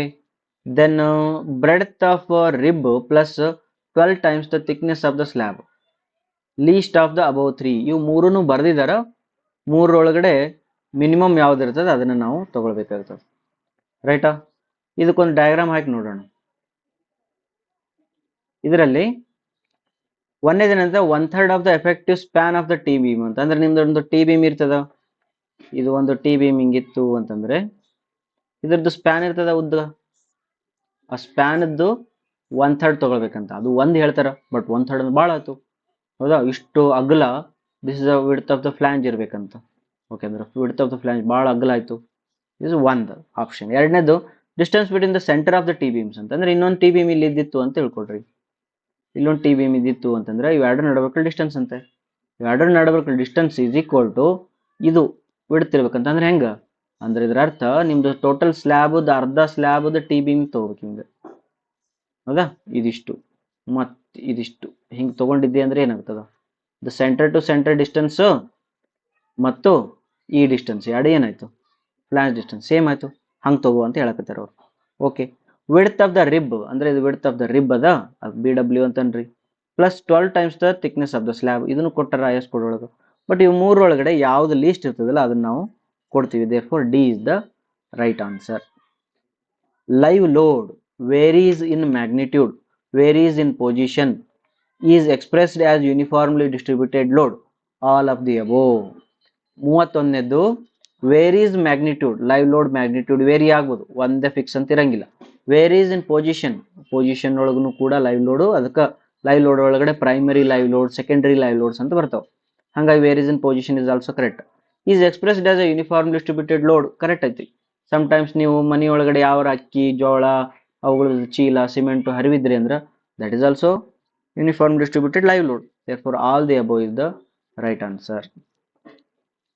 A plan of an area drawn with an original scale. Original scale ಎಷ್ಟೈತಿ? 1 cm equal to 10 meter. But shrunk such that the line originally 15 cm long on plan measures now 13.5 cm. What is the new scale ಅಂತ ಕೇಳಕತ್ತಾರ.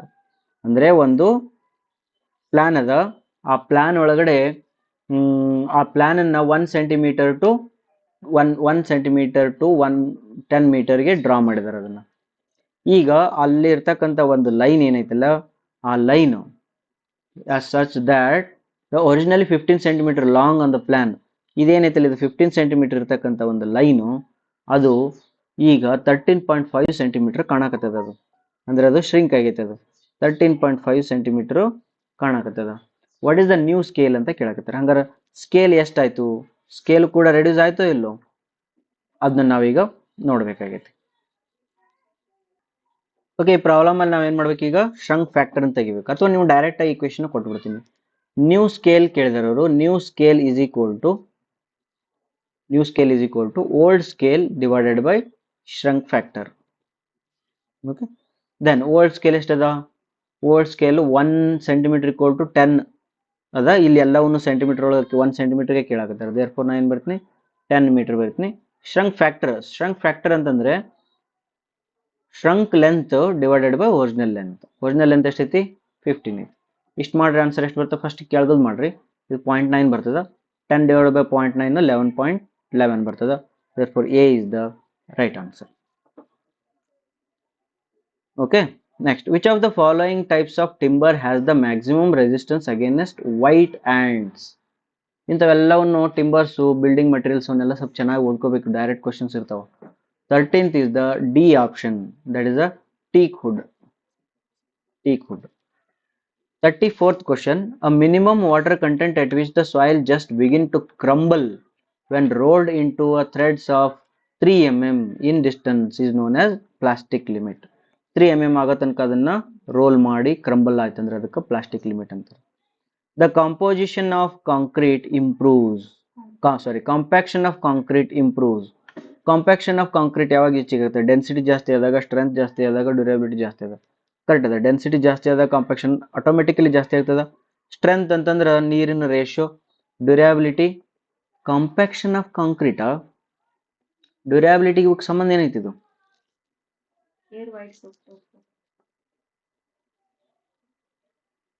Next question. The next question is compaction of concrete improves. Compaction of concrete ಏನೇನು improve ಮಾಡ್ತದ? Density improve ಮಾಡ್ತದ, strength improve ಮಾಡ್ತದ, durability improve ಮಾಡ್ತದ. therefore all the above is the right answer. The minimum water content at which the soil retains its liquid state and also possesses small shearing strength against the flowing is known as liquid limit. ಅದು liquid limit. ಅದಕ್ಕೆ ಸ್ವಲ್ಪ negligible shear stress ಇರ್ತದ, plus ಅದು liquid state ಒಳಗಿರ್ತದೆ. Which of the following statement is wrong with respect to the effect of increase in temperature on a suspension bridge? Suspension bridge ಬಗ್ಗೆ ಮಾತಾಡ್ತಿದ್ದಾರೆ. Dip of the cable increases. Next, length of the cable increases, dip of the cable decreases. Following statement is wrong with respect to the effect of increase in temperature on the suspension bridge. Suspension bridge ಅಂದ್ರೆ ಗೊತ್ತಲ್ಲ, ಹಿಂಗೊಂದು bridge ಇರ್ತದ, ಹಿಂಗೊಂದು ಕಂಬ ಹಾಕಿರ್ತಾರ, ಈ ಕಂಬಕ್ಕ ಹಿಂಗ ಮಾಡಿರ್ತಾರ, ಕರೆಕ್ಟಾ? ಹಿಂಗ್ ಮಾಡ್ಕೊಂಡಿರ್ತಾರ, ಹಿಂಗ್ ಮಾಡಿ ಬ್ರಿಡ್ಜ್ ಕಟ್ಟಿರ್ತಾರೆ, ಇವಕ್ಕೆಲ್ಲವಕ್ಕೂ ಕಟ್ಟಿರ್ತಾರೆ. ಹಿಂಗ ಇವ್ರು ಏನ್ ಕೇಳಕತ್ತಾರೆ, ಈ ಡಿಪ್ ಬಗ್ಗೆ ಮಾತಾಡಕತ್ತಾರ ಅವ್ರು. ಈ ಡಿಪ್ ಹಿಂಗ್ ಜಾಸ್ತಿ ಡಿಪ್ ಇರಬೇಕು ಅಥವಾ ಶಾಲೋ ಡಿಪ್ ಇರಬೇಕು, ಅದ್ರ ಬಗ್ಗೆ ಕೇಳಕತ್ತಾರ. ಇದನ್ನ ಕರೆಕ್ಟಾಗಿ ಓದಿದ್ರೆ ನಿಮ್ಗೆ ಗೊತ್ತಾಗ್ತದೆ. C is the right answer. Dip of the cable decreases. ಕಡಿಮೆ ಡಿಪ್ ಇತ್ತಂದ್ರೆ ಚೆನ್ನಾಗಿರ್ತದ. The angle which an inclined surface makes with the horizontal. Okay, angle which inclined surface makes an angle with horizontal when the body placed on it is on the point of moving down. ಇದಕ್ಕೆ repose ಅಂತಾರೆ, angle of repose ಅಂತಾರೆ. ಅಂದ್ರೆ ನಿಮ್ಮ ಒಂದು clip pad ಅಥವಾ ಏನಾರ ಒಂದು table ಇರ್ತದಲ್ಲ, ಒಂದು ಯಾವುದೋ ಒಂದು ಪ್ಲೇಟ್ ತಗೊಳ್ರಿ, ಆ ಪ್ಲೇಟ್ ಮೇಲೆ ನಿಮ್ಮ ಮೊಬೈಲ್ ನೀಡ್ರಿ. ಹಿಂಗ ಮೊಬೈಲ್ ನಿಟ್ಟು ಇದನ್ನ ಈ ಪ್ಲೇಟ್ ನಲ್ಲಿ ಫಿಕ್ಸ್ ಮಾಡಿ ಇದ್ ಮ್ಯಾಲೆ ಲಿಫ್ಟ್ ಮಾಡ್ತಾ ಹೋಗ್ರಿ. ಯಾವುದೋ ಒಂದು ಹೈಟಿಗೆ ಯಾವುದೋ ಒಂದು ಆಂಗಲ್ ಬಂದ ತಕ್ಷಣ ಇದು ಮೊಬೈಲ್ ಜೆರಾಕ್ಸ್ ಶುರು ಮಾಡ್ತದ. ಆ ಜರಿತು ಅಂದ್ರೆ ಈ ಆಂಗಲ್ಗೆ ಏನಂತಾರ ಅಂತ ಕೇಳ್ಯಾರ. ಈ ಆಂಗಲ್ಗೆ ಆಂಗಲ್ ಆಫ್ ರಿಪೋಸ್ ಅಂತ ಕರೀತಾರೆ. ರೈಟಾ? Next, soundness of cement is tested by. Soundness of the cement ಅನ್ನ ನಾವು ಲೀ ಚಾಟ್ಲಿಯರ್ ಆಪರೇಟರ್ಸ್ ಇಂದ ಚೆಕ್ ಮಾಡ್ತೀವಿ. ಅವು ಎರಡು ಲೀಡ್ ಹಿಂಗಿರ್ತದ, ಹಿಂಗೊಂದು ಮುಂದೊಂದು ಕಡ್ಡಿ ಇರ್ತಾವ, ಎರಡನ್ನ ಮೆಜರ್ ಮಾಡ್ತಿರ್ತೀವಿ. The following are the steps that are involved in making the spigot and socket joint of a cast iron pipes used in water supply system. Water system ಒಳಗಡೆ ಸ್ಪೈಗಾಟ್ ಮತ್ತು ಸಾಕೆಟ್ ಜಾಯಿಂಟ್ ಅಂತ ಬರ್ತಾವ. ಅದು ಯಾವಾಗ ಯೂಸ್ ಮಾಡ್ತೀರಿ ಅಂತ ಕೇಳ್ತಿದ್ದಾರೆ. ಓಕೆ, ನೋಡೋಣ. Tarred gasket or hemp yarn in wrapped around the spigot. ಇವೆಲ್ಲ ಹೊಸ ವರ್ಡ್ ಅದಾವಪ್ಪ, ನೀವು ನೆಟ್ ಒಳಗೆ ಸರ್ಚ್ ಮಾಡ್ಬೇಕಿಲ್ಲ ಅಂದ್ರೆ ನಾ ಪೂರ ಪಾಠ ಮಾಡ್ಬೇಕು. The spigot end is centred into the socket and end of the preceding pipe. ಈ 40ನೇ ಕ್ವಶನ್ಗೆ ಬಿ ಆಪ್ಷನ್ ಅದ, ಸ್ವಲ್ಪ ಚೆನ್ನಾಗಿ ಇದನ್ನ ಸ್ಟಡಿ ಮಾಡ್ಕೊಟ್ರಿ. Next 41. Stress is defined as ಅಲ್ಲ ಕಳ್ಳ force per unit area, force per unit length, force per unit volume. Force per unit area is the correct answer. The horizontal angle between the true meridian and a magnetic meridian at a place is known as. True meridian ಇದೆ ಮತ್ತು magnetic meridian ಇದೆ. ಇದು magnetic meridian, ಇದು true meridian. ಇವೆರಡು ನಡಬರ್ಕಿರ್ತಕ್ಕಂಥ ಆಂಗಲ್ನ ಏನಂತ ಕರೀತಾರೆ? ಡಿಕ್ಲಿನೇಷನ್ ಅಂತ ಕರೀತಾರೆ. ಓಕೆನಾ? ಡಿಪ್ ಅಂದ್ರೆ ಏನು? ಡಿಪ್ ಅಂತಂದ್ರೆ vertical angle with north pole south pole ಬರ್ತೈತೆ, ಇದು ಹಾರಿಜಾಂಟಲ್ ಆಂಗಲ್. ಓಕೆ, ಈಗ ನಿಮ್ ನೀಡಲ್ ಏನಾಗ್ತದ, ಸೌತ್ ಕಡೆ ಹೋದಂಗೆಲ್ಲ ನಿಂತು ಬಿಡ್ತದ, ಈ ಕಡೆ ಇಕ್ವೇಟರಲ್ ಬಂದಾಗ ಹಾರಿಜಾಂಟಲ್ ಆಗಿರ್ತದೆ, ಅದಕ್ಕೆ ಡಿಪ್ ಅಂತಾರೆ. ಇಲ್ಲಿ ಅಜಿಮಿತ್ ಅಂದ್ರ the any angle measured with true meridian, any bearing measured with true meridian is called as ಅದಕ್ಕೆ ಅಜಿಮಿತ್ ಅಂತಾರೆ. ಓಕೆ, ಎನಿ ಲೈನ್ ಇದು ಎ ಬಿ, ಇದು ಟ್ರೂ ಅಜಿಮಿತ್ ಅಂತ ಕರೀತಾರೆ. Next 43. The binding material is mortar in mortar is. Mortar ಒಳಗಡೆ binding material ಯಾವುದು? Obviously cement. ಓಕೆನಾ? Material mortar sand, surkhi, cinder. Cinder ಅಂದ್ರೆ ಇದ್ರೊಳಗೆ ಕ್ಯಾಲ್ಸಿನೇಟೆಡ್ ಏನಿರುತ್ತೆ, ಬೇಡ, ಸಿಮೆಂಟ್ ಐತಲ್ಲ ಪಕ್ಕ ಐತಿ. 44. ರಾಕ್ ಇನ್ ವಿಚ್ ಅರ್ಜಿಲೇಷಿಯಸ್ ಅಂತಾರೆ. ರಾಕ್ ಇನ್ ವಿಚ್ ಅರ್ಜಿಲ್ ಅಥವಾ clay predominates are called argillaceous rock ಅಂತ ಕರೀತಾರೆ. ಹೇಳೇ ಬಿಟ್ಟರೆ ಅವರು, ಅರ್ಜಿಲ್ ಅಂದ್ರೆ ಅರ್ಜಿಲೇಷಿಯಸ್. ಓಕೆನಾ? Right. Next, what is the station pointer used for? What is the station pointer used for? Okay, for plotting of surrounding in harbour area, for marking tidal observations, for marking sunken shipping hazards. ಬೇಡ, A is the correct answer. Which of the following is the correct range of fineness modulus of a medium sand usable in preparing cement mortar? Cement mortar use ಮಾಡಲಿಕ್ಕೆ fineness modulus FM ಎಷ್ಟು ಕೇಳ್ತಿದಾರ ಅಂತ ಹೇಳ್ತಿದಾರ. B is the right answer. 2.6 to 2.9 is the range. The order of booking dimensions is. Booking dimensions ಅಂತಂದ್ರೆ ನೀವು ಒಂದು book ಒಳಗಡೆ ಬರ್ತಿರ್ತೀರಿ, length breadth ಇದು estimation ಅಂತ ಎಲ್ಲ ಮಾಡ್ಬೇಕಾದ್ರೆ ಹೆಂಗ್ ಮಾಡ್ತೀರಿ? Length breadth height is the right order. First ಲೆಂತ್ದು ಕಾಲಮ್ ಇರ್ತೈತಿ, ಆಮೇಲೆ ಬ್ರೆಡ್ತ್ ಕಾಲಮ್ ಇರ್ತೈತಿ, ಆಮೇಲೆ ಹೈಟ್ ಕಾಲಮ್ ಇರ್ತೈತಿ. That is your dimensions. 48th. Cement becomes unsound in presence of. Unsound ಅಂತಂದ್ರೆ ಸೌಂಡ್ನೆಸ್ ಅನ್ನು ಕಳ್ಕೊಂಡ್ಬಿಟ್ಟಿರ್ತದ. 48th. That is sulphur, lime, magnesium. Very good, ಮೂರು ಕೂಡ. Okay, therefore all the above. In the presence of, ಯಾವಾಗ ಇವು ಏನಾರ ಇದ್ವು ಅಂತಂದ್ರೆ ಅವಾಗ ಅದು ಸೌಂಡ್ನೆಸ್ ಇರಂಗಿಲ್ಲ. ಅದು ಲೀಚೆಟ್ಲೆಸರ್ ಆಪರೇಟರ್ಸ್ ಏನಾಗ್ತದೆ, ಅದು ಅಗಲ ಆಗಿಬಿಡ್ತೈತೆ, ಅದನ್ನು ಮೆಜರ್ ಮಾಡ್ತದೆ. Therefore all the above is the right answer. Refractory bricks are used for. Refractory bricks ಅನ್ನು ಎಲ್ಲಿ ಯೂಸ್ ಮಾಡ್ತಾರೆ? Retaining walls, columns, piers and combustion chambers ಒಳಗೆ ಯೂಸ್ ಮಾಡ್ತಾರೆ. 50th. The foundation in which the cantilever beam is provided to join two footings is known as. Correct, very good. Foundation in which the cantilever beams are provided to join two footings. ಇದೊಂದು footing join ಮಾಡಕ use ಮಾಡ್ತಾರೆ ಅಂತ beam ಏನಂತ ಕರೀತಾರೆ ಅಂತ ಕೇಳ್ತಾರೆ. ಅದಕ್ಕೆ strap beam ಅಂತ ಕರೀತಾರೆ. ಆ ಫುಟಿಂಗಿಗೆ ಸ್ಟ್ರಾಪ್ ಫುಟಿಂಗ್ ಅಂತ ಕರೀತಾರೆ. ಸ್ಟ್ರಿಪ್ ಫುಟಿಂಗ್ ಅಲ್ಲ, ಸ್ಟ್ರಿಪ್ ಫುಟಿಂಗ್ ಉದ್ದಕ್ಕೆ ಇರ್ತದ, ರಾಫ್ಟ್ ಫುಟಿಂಗ್ ದೊಡ್ಡದಿರ್ತದ, ಕಾಲಮ್ಸ್ ಇರ್ತಾವ. ನೆಕ್ಸ್ಟ್ ನನ್ ಆಫ್ ದಿ ಬೋರ್ಡ್. ಆ ಬೀಮಿಗೆ ಸ್ಟ್ರಾಪ್ ಬೀಮ್ ಅಂತಾರ, ಆ ಫುಟಿಂಗಿಗೆ ಸ್ಟ್ರಾಪ್ ಫುಟಿಂಗ್ ಅಂತ ಕರೀತಾರೆ. 51. A floor constructed with the 3 mm marble chips, okay, is known as ಅಂತ ಫ್ಲೋರ್ ಏನಂತ ಕರೀತಾರೆ? ಓಕೆ, ದಟ್ ಈಸ್ ಟೆರ್ರಾಜೋ ಫ್ಲೋರ್ಸ್ ಅಂತ ಹೇಳ್ತಾರೆ. 3 mm ಮಾರ್ಬಲ್ ಚಿಪ್ಸ್ ಇರ್ತವೆ, ಸಣ್ಣ ಸಣ್ಣ ಸಣ್ಣ ಸಣ್ಣ, ನೀವು ನೋಡಿರ್ಬೋದು. ಅವು ತೊಗೊಂಬಂದು ಸಿಮೆಂಟನ್ನು ಹಸಿರ್ತಾರೆ, ಅದ್ರ ಮೇಲೆ ಹಾಕಿ ಚೆಂದಾಗಿ ಇದನ್ನ ಮಾಡ್ತಾರೆ, ಲೆವೆಲ್ ಮಾಡ್ತಾರೆ. ಲೆವೆಲ್ ಮಾಡಿ ಸ್ವಲ್ಪ ಹೊತ್ತು ಕ್ಯೂರಿಂಗ್ ಮಾಡಿ ಬಿಟ್ಬಿಟ್ರೆ ಬರ್ತದೆ. ಅದಕ್ಕೆ ಟೆರ್ರಾಜೋ ಫ್ಲೋರ್ ಅಂತ ಬರೀತಾರೆ. Next 52. A point load applied at shear center induces. Shear centre ಒಳಗಡೆ ಒಂದು ಪಾಯಿಂಟ್ ಲೋಡ್ನ ಹಾಕಿದ್ರೆ ಏನಾಗುತ್ತೆ ಅಂತ ಕೇಳ್ತಿದ್ರು ಅವರು.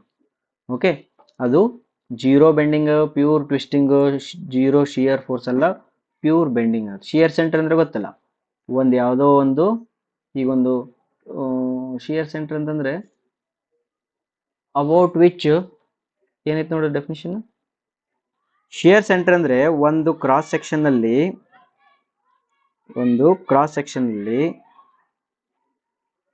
ಒಂದು ಪಾಯಿಂಟ್ ಇರ್ತದೆ. ಆ ಪಾಯಿಂಟ್ ಅಲ್ಲಿ ನೀವೇನಾದ್ರೂ ಲೋಡನ್ನ ಹಾಕಿದ್ರ, ಅಲ್ಲಿ ಪಾಯಿಂಟ್ ಲೋಡ್ಸ್ ಹಾಕಿದ್ರ, ಅದು ಆ ಟೋಟಲ್ ಕ್ರಾಸ್ ಸೆಕ್ಷನ್ ಅಥವಾ ಟೋಟಲ್ ಇದ್ರೊಳಗಡೆ ಪ್ಯೂರ್ ಬೆಂಡಿಂಗ್ ಅನ್ನು ಮಾತ್ರ, ಅಂದ್ರೆ ವಿದೌಟ್ ಟ್ವಿಸ್ಟಿಂಗ್, ವಿದೌಟ್ ಟಾರ್ಷನ್, ಅದೇನ್ ಮಾಡ್ತದ, ಬೆಂಡಿಂಗ್ ಅನ್ನ ಪ್ರೊಡ್ಯೂಸ್ ಮಾಡ್ತದೆ. ಅಂತ ಕ್ರಾಸ್ ಸೆಕ್ಷನ್ ಶಿಯರ್ ಸೆಂಟರ್ ಅಂತಾರೆ. ದೇರ್ ಫೋರ್ ಡೈರೆಕ್ಟ್ ಆನ್ಸರ್ ಅದ pure bending.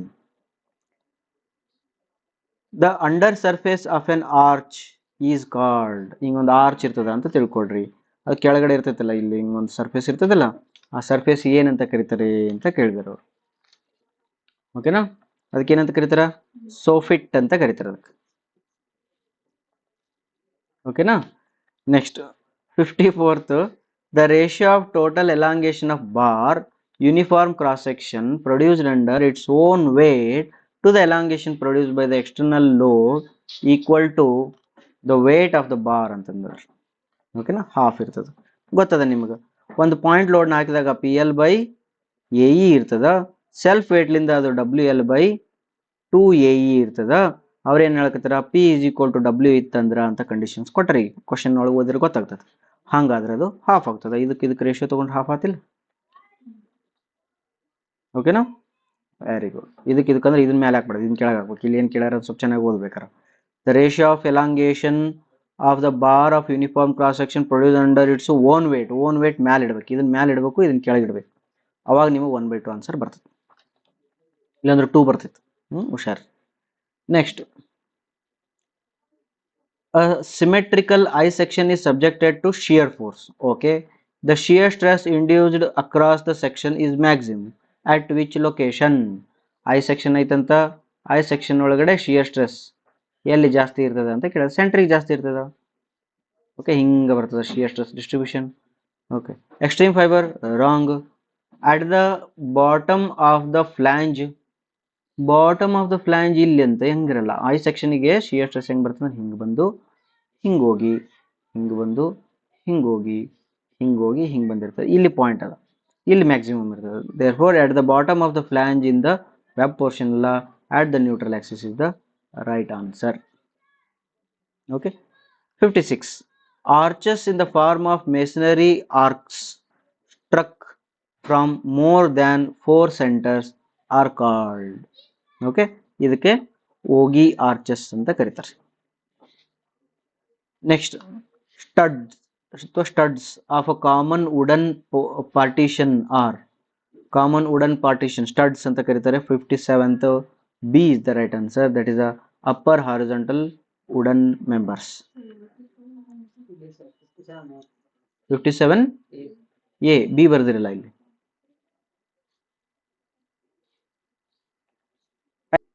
Okay, next 57th question. 57th question ಒಳಗಡೆ ಸ್ಟಡ್ ಅಥವಾ studs of a common wooden partition, ಅವಕ್ಕೆ ಏನಂತಾರೆ ಅಂದ್ರೆ ವರ್ಟಿಕಲ್ ವುಡನ್ ಮೆಂಬರ್ಸ್ ಅಂತ ಕರೀತಾರೆ. ಅವು ವರ್ಟಿಕಲ್ ವುಡನ್ ಮೆಂಬರ್ಸ್ ಆಗಿರ್ತವೆ. 58th. Which one of the following is the appropriate triaxial test to assess the immediate stability of an unloading problem. Immediate ಅಂತಂದ್ರ consolidated undrained, consolidated drained, unconsolidated undrained. Okay. Appropriate triaxial test to assess the immediate stability of a unloading problem ಅಂತಂದ್ರೆ you ಆಗ್ತೈತೆ. 58 C option correct ಆಗ್ತೈತಿ. Okay, ಈ question ಅಲ್ಲಿ ಸ್ವಲ್ಪ twist ಅದ. ಇಲ್ಲಿ immediate ಅಂದ್ರೆ ಸ್ಟೆಬಿಲಿಟಿ ಅಂದ್ರೆ ಎಲ್ಲಾ ಕರೆಕ್ಟ್ ಅದಾವ. ಬಟ್ ಇಲ್ಲಿ ಅನ್ಲೋಡಿಂಗ್ ಅಂದಿರೋದ್ರಿಂದ I will take back my answer. That is unloading ಅಂದಿರೋದ್ರಿಂದ ಸಿ ಯು ಕರೆಕ್ಟ್ ಆನ್ಸರ್ ಆಗ್ತದೆ. ಯು ಯಾವಾಗ ಆಗುತ್ತೆ ಅಂದ್ರೆ ಈ ಅನ್ಲೋಡಿಂಗ್ ಅನ್ನೋ ಜಾಗದೊಳಗಡೆ ರ್ಯಾಪಿಡ್ ಲೋಡಿಂಗ್ ಅಂತ ಬರ್ದಿದ್ರೆ ಅವಾಗ ಅದು ಯು ಆಗ್ತಿತ್ತು. ಓಕೆನಾ, ಸ್ವಲ್ಪ ನೆನ್ಪಿಟ್ಕೊಡಿ. ಎಲ್ಲ ಸೇಮ್ ಇರ್ತದ, ಓನ್ಲಿ ಒನ್ ವರ್ಡ್ ಇಂದ ಒಂದು ಆಪ್ಷನ್ ಚೇಂಜ್ ಆಗ್ಬೋದು. What is a shingle? ಅಂತಂದ್ರ ಯಾರಿಗೆ ಗರ್ಲ್ ಫ್ರೆಂಡ್ ಇರಂಗಿಲ್ಲ, ಬಾಯ್ ಫ್ರೆಂಡ್ ಇರಂಗಿಲ್ಲ, ಅವ್ರಿಗೆ ಏನಂತಾರ? ಶಿಂಘಲ್ ಅಂತಾರ. ಅದಲ್ಲ, ಇದು SH ಐತಲ್ಲ ಇಲ್ಲಿ, ಸಾರಿ, ಇದು ಶಿಂಘಲ್ ಇದು. ವಾಟ್ ಈಸ್ ಅ ಶಿಂಗಲ್ ಅಂತಂದ್ರೆ ವಾಟರ್ ಬೌಂಡ್ ಪೆಬಲ್ಸಿಗೆ ಶಿಂಗಲ್ ಅಂತ. ಓಕೆನಾ, ನೆಕ್ಸ್ಟ್ 60ನೇದು. In general what is the standard size of masonry brick? ಹೇಳ್ರಿ. B is the right answer, 19/9/9. Which of the following are the most fire resistant paints? Paints ಒಳಗಡೆ fire resistance ಯಾವ್ದದ ಅಂತಂದ್ರೆ asbestos paint ಇದಲ್ಲ ಅದು. Next, pantograph is used for. Pantograph ಎದಕ್ಕೆ use ಮಾಡ್ತೀರಿ? ಅದು measuring the distance, measuring the area, enlarging and reducing the plans is the right answer. The thickness of the micron 10⁻⁻6. 10⁻⁻6 is the right answer. Next, the maximum bending moment due to a moving load on a simply supported beam occurs. Moving ಲೋಡ್ಗೆ maximum bending moment ಎಲ್ಲಿ ಆಗ್ತದ? ಅದು ಮಿಡ್ಲಲ್ಲಿ ಆಗ್ತದೆ, at the mid span ಆಗ್ತದ. ಅದು move ಆಗ್ತಿರ್ತದ, middle ಬಂತಂದ್ರೆ maximum ಆಗಿಬಿಡ್ತದ. ಸಪೋರ್ಟ್ ಅಲ್ಲ, ಎನಿವೇರ್ ಅಲ್ಲ, ಅಂಡರ್ ದ ಲೋಡ್ ಅಲ್ಲ. ಅಂಡರ್ ದ ಲೋಡ್ ಅನ್ಬೋದು ನಾವು. Maximum bending moment due to moving load on a simply supported beam. ಇಲ್ಲಿ ಮ್ಯಾಕ್ಸಿಮಮ್ ಅಷ್ಟೇ ಅಂದಾರಲ್ಲ ಅವರು. ಅಂಡರ್ ದ ಲೋಡ್ ಕರೆಕ್ಟ್ ಆಗ್ಬೋದಲ್ಲ ಆನ್ಸರು. ಇಲ್ಲಿ ಅಬ್ಸಲ್ಯೂಟ್ ಮ್ಯಾಕ್ಸಿಮಮ್ ಅಂದಿದ್ರು ಅಂತಂದ್ರೆ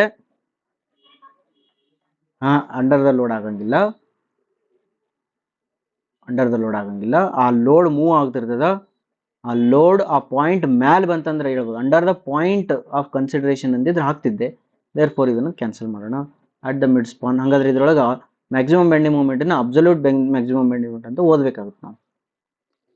65. The maximum area of tension reinforcement in beam should not exceed. ಹುಡುಕಿದ್ರೆ ಏನು ಬಯಟ್ ಹಾಕಿದ್ರು? 65 B 4%. ಬಾಯ ಕಟ್ ಹಾಕ್ಸಿದ್ವಲ್ಲ ಫಸ್ಟಿಗೆ ಬಂದಾಗ ಒಂದಿಷ್ಟು ದಿನದಾಗ. ರೈಟ್, ಮರ್ತು ಬಿಟ್ಟಿವಿ ಅವನು. The portion of brick cut across its width is called. ಇದಕ್ಕೆ ಚೆನ್ನಾಗಿ ನಮ್ಮ ಬಿಲ್ಡಿಂಗ್ ಮಟೀರಿಯಲ್ಸ್ ವಿಡಿಯೋಗಳನ್ನು ನೋಡ್ರಿ. ಎಲ್ಲಾ ರೀತಿಯ ಇವುಗಳನ್ನು ಹೇಳಿದೀವಿ. ಏನಂತಂದ್ರೆ ಒಂದು ಬ್ರಿಕ್ ಇತ್ತು ಅಂತಂದ್ರೆ, ಹಿಂಗೊಂದು ಬ್ರಿಕ್ ಇತ್ತು ಅಂತಂದ್ರೆ ಈ 3 ಡೈಮೆನ್ಷನಲ್ ಅಂತ ತಿಳ್ಕೊಡ್ರಿ. ಇದನ್ನ ಎಷ್ಟು ರೀತಿ ಕಟ್ ಮಾಡ್ಬೋದು? ಕರೆಕ್ಟ್ ಹಿಂಗೆ ಆಫ್ ಕಟ್ ಮಾಡ್ಬೋದು, ಹಿಂಗೆ ಈ ಡಯಾಗ್ನಲ್ ಕಟ್ ಮಾಡ್ಬೋದು. ನೆಕ್ಸ್ಟ್ ಇದ್ರೊಳಗಡೆ ಮತ್ತೆ ಹಿಂಗೆ ಅರ್ಧಕ್ಕರ್ಧ ಹಿಂಗೆ ಕಟ್ ಮಾಡ್ಬೋದು. ಕ್ವೀನ್ ಸೈಜು, ಕಿಂಗ್ ಸೈಜು, ಏನೇನೋ ಭಾಳ ಅದಾವ. ಅದ್ರೊಳಗಡೆ ಇವ್ರು ಅಂತ ಕೇಳಿದ್ರೆ portion of the brick cut across its width ಅಂತೆ. ವಿಡ್ತ್ ಅಂದ್ರೆ ಹಿಂಗೆ ಕಟ್ ಮಾಡ್ಬೋದು, ಹಿಂಗೆ ಕಟ್ ಮಾಡ್ಬೋದು ಅದ್ರೊಳಗೆ. ದೇರ್ ಫೋರ್ ಇದಕ್ಕೆ C is the right answer. That is a bat ಅಂತ ಕರೀತಾರೆ. Which one of the following is correct? A statically indeterminate structure is the one which cannot be analyzed at all. ಯಾರು ಹೇಳಿದ್ರಪ್ಪ? Analyse ಮಾಡ್ತಿದೀವಲ್ಲ, analysed at all ಅಂತ. ತಪ್ಪು. Next, a statically indeterminate structure is the one which can be analyzed using equation of statics only. No, compatibility equations use ಮಾಡಿ ಅದನ್ನ analysis ಮಾಡಬೇಕಾಗುತ್ತೆ. ತಪ್ಪಾಗ್ತದೆ. ಮೂರರಿಂದ, statically indeterminate structure is the one which can be analysed using equations of statics. Very good. Compatibility equations. Very good. Therefore C is the right answer. Statically indeterminate structure is the one which can be analysed using compatibility conditions only ಅಂತ. ತಪ್ಪಪ್ಪ, only ಅನ್ನಕ್ಕೆ ಬರಂಗಿಲ್ಲ, ಅವೆರಡನ್ನು use ಮಾಡೋದು. ಇದು summation of FX = 0, FY = 0, MZ = 0 ಅದನ್ನು ಬೇಕು. ಅದ್ರ ಜೊತೆಗೆ compatibility conditions ಬೇಕು. Therefore C is the right answer. 68th. An arch constructed with finely dressed stones is known as. ಕರೆಕ್ಟಾಗಿ ಡ್ರೆಸ್ಸಿಂಗ್ಸ್ ಮಾಡಿರ್ತಾರೆ, ಅವಕ್ಕೆಲ್ಲ ಸೀರೆ ಗೀರಿ ಉಡ್ಸಿರ್ತಾರೆ ಚಂದ ಸ್ಟೋನ್ಸ್ಗಳಿಗೆ. ಅದರಿಂದ ನೀವೇನಾದ್ರೂ ಆರ್ಚನ್ನು ಮಾಡಿದ್ರೆ ಅದಕ್ಕೆ ಏನಂತಾರೆ? ಅಶ್ಲಾರ್ ಆರ್ಚಸ್ ಅಂತ ಕರೀತಾರೆ. ಡ್ರೆಸ್ಸಿಂಗ್ ಅಂದ್ರೆ ಏನಂತ ನೋಡ್ಕೊಡ್ರಿ, ಮತ್ತೆ ನಾ ಹೇಳಿದ್ರ ಮೇಲೆ ನಂಬಕ್ ಹೋಗ್ಬಿಡ್ರಿ. ಓಕೆನಾ? Next question. If angular measurement of traverse are more precise than its linear measurements, balancing of the traverse is done by angular measurements ಚಲೋ ಇದ್ದು ಲೀನಿಯರ್ ಅಂದ್ರೆ ನೀವು ಕಂಪಾಸ್ ಮಾಡ್ಬೇಕಾದ್ರೆ ಏನಾಗುತ್ತೆ ಹೇಳಿ, ಇಲ್ಲೊಂದು ಪಾಯಿಂಟ್ ಇಡ್ತೀರಿ, ಹಿಂಗೊಂದು ಲೈನ್ ಹಾಕ್ತೀರಿ, ಇದ್ರ ಡಿಸ್ಟೆನ್ಸ್ ಮೆಜರ್ ಮಾಡ್ತೀರಿ, ಹಿಂಗೊಂದು ಲೈನ್ ಹಾಕ್ತೀರಿ, ಇದ್ರ ಡಿಸ್ಟೆನ್ಸ್ ಮೆಜರ್ ಮಾಡ್ತೀರಿ, ಇಲ್ಲೊಂದು ಆಂಗಲ್ ಇರುತ್ತೆ ಅದನ್ನು ಮೆಜರ್ ಮಾಡ್ತೀರಿ. ಬಟ್ ಇವ ಏನಾಗತ್ತೇನ angular measurement of a traverse ಇದು ಆಂಗಲ್ನ ಭಾಳ ಚಂದ ಮೆಜರ್ ಮಾಡಕತ್ತೀರಿ ಅಂದ್ರೆ ಇನ್ಸ್ಟ್ರೂಮೆಂಟ್ ಭಾಳ ಚಲೋ ಐತಿ ಇದು. ಬಟ್ ಲೀನಿಯರ್ ಮೆಜರ್ಮೆಂಟ್ಸ್ ಈ ಡಿಸ್ಟೆನ್ಸ್ ಮೆಜರ್ ಮಾಡೋ ಲೇಬರ್ಸ್ ಏನಾದ್ರಲ್ಲ ಸರಿ ಇಲ್ಲ ಅವ್ರು ಹೆಂಗೆ ಬೇಕಂಗೆ ಮೆಜರ್ ಮಾಡಕತ್ತಾರ. ಇಂಥ ಟೈಮ್ನೊಳಗೆ ನೀವು ಏನು ಮಾಡ್ತೀರಿ ಅಂದ್ರೆ ಬ್ಯಾಲೆನ್ಸಿಂಗ್ ಮಾಡ್ತೀವಿ. ಆ ಬ್ಯಾಲೆನ್ಸಿಂಗ್ ಹೆಂಗೆ ಮಾಡ್ತೀರಿ ಅಂತಂದರೆ ಟ್ರಾನ್ಸಿಟ್ ರೂಲ್ನ ಯೂಸ್ ಮಾಡಿ ನೀವು ಬ್ಯಾಲೆನ್ಸಿಂಗ್ ಮಾಡ್ಬೋದು. Next, a series of closely spaced contour lines represent. Series of closely ಅಂದ್ರೆ ಹಿಂಗ ಕಾಂಟೂರ್ ಲೈನ್ಸ್ ಏನಿರ್ತಾವ ಕ್ಲೋಸ್ ಆಗಿರ್ತಾವ, ಇದು ಏನು ರೆಪ್ರೆಸೆಂಟ್ ಮಾಡ್ತದ ಅಂತ ಕೇಳ್ತಿದ್ದಾರೆ. ಓಕೆನಾ, ಅದು ಸ್ಟೀಪ್ ಸ್ಲೋಪ್ ಮಾಡ್ತದೋ, ಜೆಂಟಲ್ ಸ್ಲೋಪ್ ಮಾಡ್ತದನೋ, ಯೂನಿಫಾರ್ಮ್ ಸ್ಲೋಪ್ ಮಾಡ್ತದನೋ, ಅಥವಾ ಪ್ಲೇನ್ ಸರ್ಫೇಸ್ ಅಲ್ಲ, ಇದು ಪ್ಲೇನ್ ಸರ್ಫೇಸ್ ಮಾಡ್ತದನು. ಪ್ಲೇನ್ ಸರ್ಫೇಸ್ ಮಾಡೋಕ್ರೆ ದೂರ ಇರಬೇಕು contour lines, plane surface. Uniform even ಆಗಿ ಡಿಸ್ಟ್ರಿಬ್ಯೂಟ್ ಆಗಿರ್ಬೇಕು. ಜೆಂಟಲ್ ಅಲ್ಲ, steep is the correct answer. ಹಿಂಗಿತ್ತು ಅಂದ್ರೆ ಭಾಳ ಸ್ಟೀಪ್ ಐತೆ ಅಂತ ಅರ್ಥ ಆಗ್ತದೆ. Next 71 ultimate strength to cement is provided by. Ultimate strength ಯಾರಿಂದ ಬರ್ತದಪ್ಪ? 71 ಡೈ ಕ್ಯಾಲ್ಸಿಯಂ ಸಿಲಿಕೇಟ್ಲಿಂದ ಅಲ್ಟಿಮೇಟ್ ಸ್ಟ್ರೆಂತ್ ಬರ್ತದೆ. ರೈಟಾ? Okay. Next question 72 the depth of an arch is the distance between ground level springing line.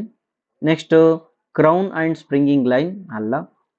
Next crown and ground level, intrados and extrados ಅಂತ ಕೇಳ್ತಿದ್ದಾರೆ. Correct ಅಲ್ಲ, ಇದು ಇಂಟ್ರಾಡೋಸ್ ಮತ್ತು ಎಕ್ಸ್ಟ್ರಾಡೋಸ್ದು ಡಿಸ್ಟೆನ್ಸ್ ಆಗಿರ್ತದೆ. Efflorescence in cement is caused due to an excess of. Efflorescence cement ಒಳಗಡೆ ಎದಕ್ಕೆ ಆಗ್ತದ? ಅದು ಅಲ್ಕಲಿ ಇತ್ತಂದ್ರೆ ಜಾಸ್ತಿ ಆಗ್ತದ. ನೀವು IS ಕೋಡ್ ನಮ್ಮ ವಿಡಿಯೋಸ್ ನೋಡ್ರಿ, IS ಕೋಡ್ ಮೇಲೆ ಕ್ಲಾಸಸ್ ಮಾಡಿದ ವಿಡಿಯೋಗಳೊಳಗೆ ಅಲ್ಕಲೀಸು ಮತ್ತು ಸಲ್ಫೇಟು ಅವೆಲ್ಲವನ್ನು ಕ್ಲೋರೈಡ್ಸು ಎಫೆಕ್ಟ್ಸ್ ಆನ್ ಸಿಮೆಂಟ್ ಅನ್ನು ಹೇಳಿರ್ತೀವಿ.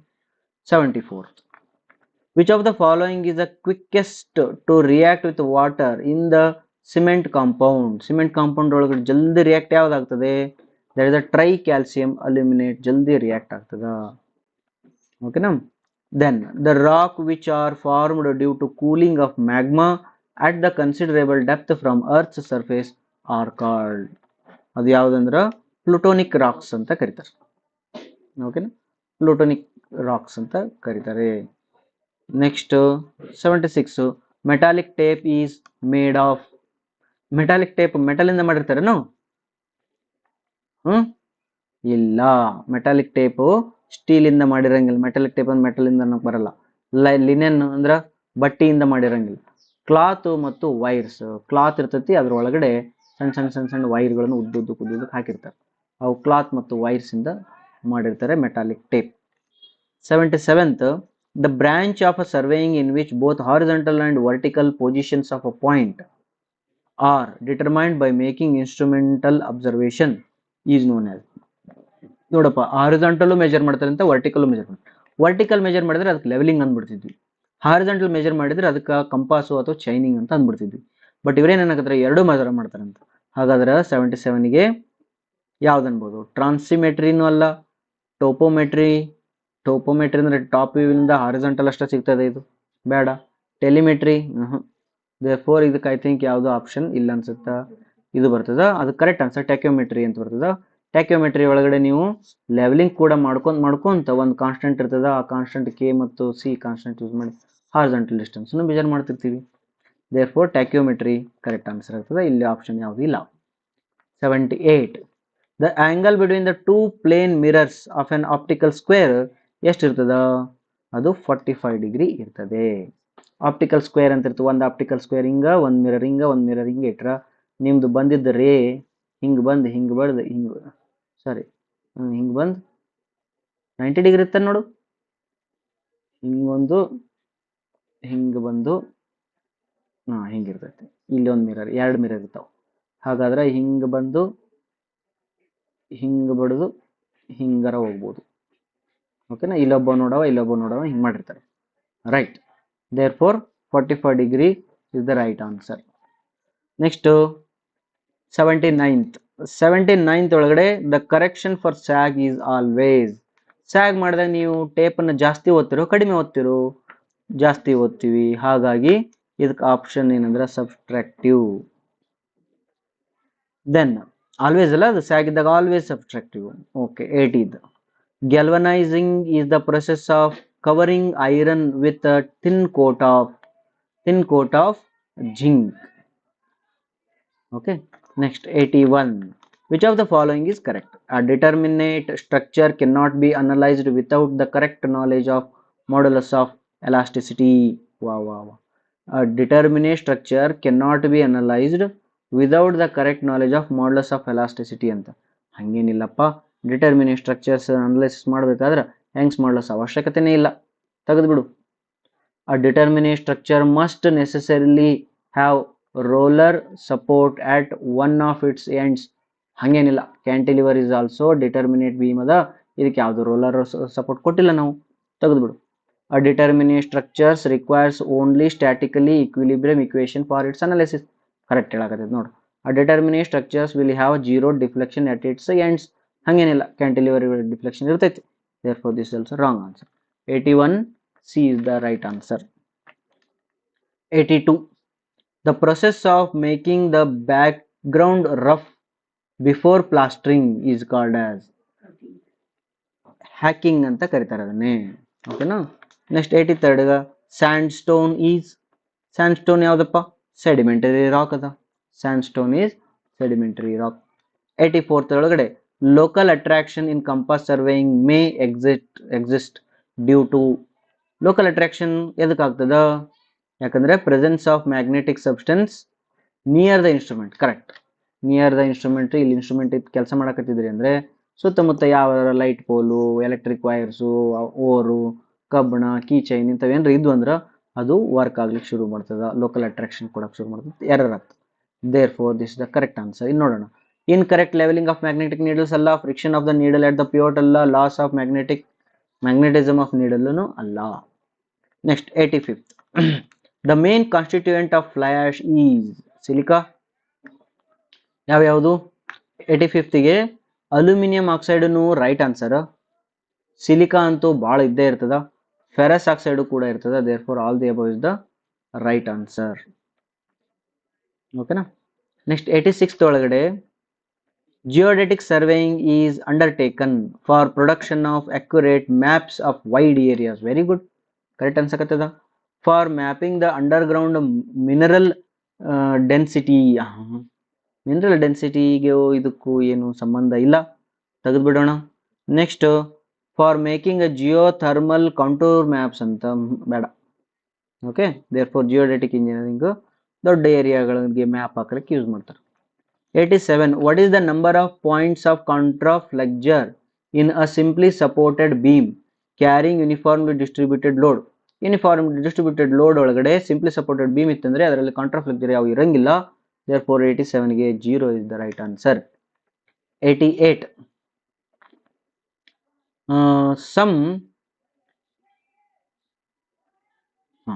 some structural members subjected to a long time sustained loads deformed progressively with time, especially at elevated temperature. What is such a phenomena is called ಅಂತ ಏನಂತಾರೆ ಅದಕ್ಕೆ? 88ಗೆ creep ಅಂತ ಕರೀತಾರೆ. ಭಾಳ important ಇದು. Structural member subjected long term sustain loads ಅಂತೆ. Long term ಅಂದ್ರೆ ಭಾಳ ತನಕ ಒಂದೇ ರೀತಿಯ ಲೋಡ್ಸ್ ಅನ್ನ ಇಟ್ಟಿದ್ದೀರಿ, ಹಂಗಾಗಿರೋದ್ರಿಂದ ಡಿಫಾರ್ಮೇಶನ್ ಕಂಟಿನ್ಯೂಸ್ ಆಗ್ತಿತ್ತು ಅಂದ್ರೆ ಅದಕ್ಕೆ ಕ್ರೀಪ್ ಅಂತ ಕರೀತಾರೆ. ಇದಕ್ಕೇನಂದ್ರೆ ರಿವರ್ಸಿಬಲ್ ಅಥವಾ ಸೈಕ್ಲಿಕ್ ಲೋಡ್ ಹಾಕಿದ್ರೆ ಇದು ಬರ್ತದ. ಓಕೆನಾ. Next absolute maximum bending moment in simply supported beam of span 20 meter due to moving load of 4 ton per meter spanning over 5 meter ಅಂತ. ಇದಕ್ಕೆ ಕ್ಯಾಲ್ಕುಲೇಟ್ ಮಾಡ್ಬೇಕಪ್ಪ. 89th ಕ್ವಶನ್ಗೆ ಅಬ್ಸಲ್ಯೂಟ್ ಬೆಂಡಿಂಗ್ ಮೂಮೆಂಟ್ ಅಂತಿರೋದ್ರಿಂದ ಅದನ್ನ ಮಿಡಲ್ಗೆ ತೊಗೊಂಡ್ಬಿಡೋಣ, ಮಿಡಲ್ ಪಾಯಿಂಟ್ ತೊಗೊಂಡ್ಬಿಡೋಣ. UD ಅನ್ನ ಹಿಂಗೆ ನಿಂದಿರ್ಸೋಣ. ಇದು total ಎಷ್ಟೈತಿ? ಇದು 20 meter ಸ್ಪ್ಯಾನ್ ಅದ. 20 meter ಸ್ಪ್ಯಾನ್ ಅದ. ಇದು ಎಷ್ಟದ? ಇದು 5 meter ಅದ. 5 meter ಅದ ಅಂದ್ರೆ ಇದನ್ನ 2.5 ತಗೋ, ಇದನ್ನ 2.5 ತಗೊಂಡ್ಬಿಡು. ರೈಟಾ? ಓಕೆ. ಇದರದ್ದು ಬೆಂಡಿಂಗ್ ಮೂಮೆಂಟ್ ಡಯಾಗ್ರಾಮ್ ಹಿಂಗೆ ಹಾಕ್ತೀವಿ, ಹಿಂಗೆ ಹಾಕ್ತೀವಿ. ಇದ್ರದ್ದು ಏರಿಯಾ ಮತ್ತು ಇದ್ರದ್ದು ಏರಿಯಾ, ಇಷ್ಟು ಏರಿಯಾ ಕಂಡುಹಿಡಿಬೇಕು into load intensity. Load intensity ಎಷ್ಟೈತಿ? 4 ಐತಿ. ಮಲ್ಟಿಪ್ಲೈ ಮಾಡಿದ್ರೆ ಬಂದ್ಬಿಡ್ತದೆ. ಇದು ಎಷ್ಟು ಇರ್ತದ ಅಂತಂದರೆ, ಇದು ಡಿಸ್ಟೆನ್ಸ್ 10 ಅದ, ಇದು 10 ಅದ. ಹಾಗಾದ್ರೆ ಇದು 10 × 10 by A B by L ಅಂತೇಳಿ ನಾ. ಎ ಬಿ ಬೈ ಎಲ್ ಅಂದ್ರೆ ಎ ಅಂದ್ರೆ 10 ಮೀಟರ್, ಬಿ ಅಂದ್ರೆ 10 ಮೀಟರ್, ಎಲ್ ಅಂದ್ರೆ 20 ಮೀಟರ್. ದೇರ್ಫೋರ್ ಇದು 5 ಬರ್ತದ. ಇದು 5 ಅಂತಂದ್ರೆ ಇದು ಅರ್ಧ ಬಂದ್ರೆ 3.75 ಬರ್ತದೆ. ಕರೆಕ್ಟಾ? 3.75 ಅಂತ ಈಗ ಮಾಡಿ. ಈಗ 5 plus 3.75 divided by 2 into 5 into 4, 87.5 at the midpoint is the right answer. ಇದು ಪೂರ ಡೀಟೇಲ್ ಬೇಕಿತ್ತಂದ್ರೆ ಅದು ಸ್ವಲ್ಪ ಹೋಗ್ರಿ ಹಿಂದ ಕಡೆ ಹೋಗಿ ನಮ್ಮ ವಿಡಿಯೋಸು ಅಥವಾ ಅದ್ರದ್ದು ಥಿಯರಿ ನೋಡ್ಬೋದು. Next, the deflection of any rectangular beam simply supported is. Deflection of any rectangular beam simply supported is directly proportional to its weight, directly proportional to its width, inversely proportional to its width, inversely proportional to cube of the depth, directly proportional to the cube of its length. Cube ಅಲ್ಲ ತೆಗಿ, deflection ಕೇಳ್ಯಾರ ಅಂದ್ಮೇಲೆ something divided by W L ಅಂತ, sorry E I ಅಂತ ಇರ್ತೈತಿ. Okay, ಇಲ್ಲೇನು directly proportional to its weight ಅಂತ. ವೇಟ್ಗೆ ಡಿಫ್ಲೆಕ್ಷನ್ಗೆ ಅನ್ಬೋದು ಡೆಡ್ ವೇಟ್ ಅಂತ, ಮತ್ತು ಅದ್ರ ಮೇಲೆ ಮತ್ತೆ ಇನ್ನೂ ಬೇರೆ ಬೇರೆ ಇರ್ತದಲ್ಲ. ಹಾಗಾಗಿ ಇದನ್ನು ಕರೆಕ್ಟ್ ಆನ್ಸರ್ ಅನ್ಸುತ್ತೆ. ಡಬ್ಲ್ಯೂ ಎಲ್ ಕ್ಯೂಬು ಸಮಥಿಂಗ್ ಇರ್ತೈತಿ. ಅರ್ಥಾಯ್ತಾ? Inversely proportional to its width ಅಂತ. Inversely proportional to its width ಅಂತ. ವಿಡ್ತ್ ಅಂತಂದ್ರೆ ಕರೆಕ್ಟ್ ಐತಿ. ಇದ್ರೊಳಗಡೆ ಬಿ ಡಿ ಕ್ಯೂಬ್ ಬೈ 12 ಅಂತ ಇರ್ತದ. ಹಾಗಾಗಿ ಬಿ ಅದ. ಇನ್ವರ್ಸ್ಲಿ ಪ್ರಪೋರ್ಷನಲ್ ಟು ವಿಡ್ತ್ನು ಕರೆಕ್ಟ್ ಆಗ್ತದೆ. Inversely proportional to cube of its depth ಅಂತ, ಅದು ಕೂಡ ಕರೆಕ್ಟ್ ಆಗ್ತದೆ. Directly proportional to cube of its length ಅಂತ, ಕ್ಯೂಬ್ ಆಫ್ ಇಟ್ಸ್ ಲೆಂತ್ ಅಂತೆ. ಲೆಂತ್ಗೂ ಕ್ಯೂಬ್ ಆಗ್ತದ. But deflection of any rectangular beam simply supported is 90ನೇದು question directly proportional to cube of its length. ಅಷ್ಟು ಕರೆಕ್ಟ್ ಅನಿಸ್ತಾವು.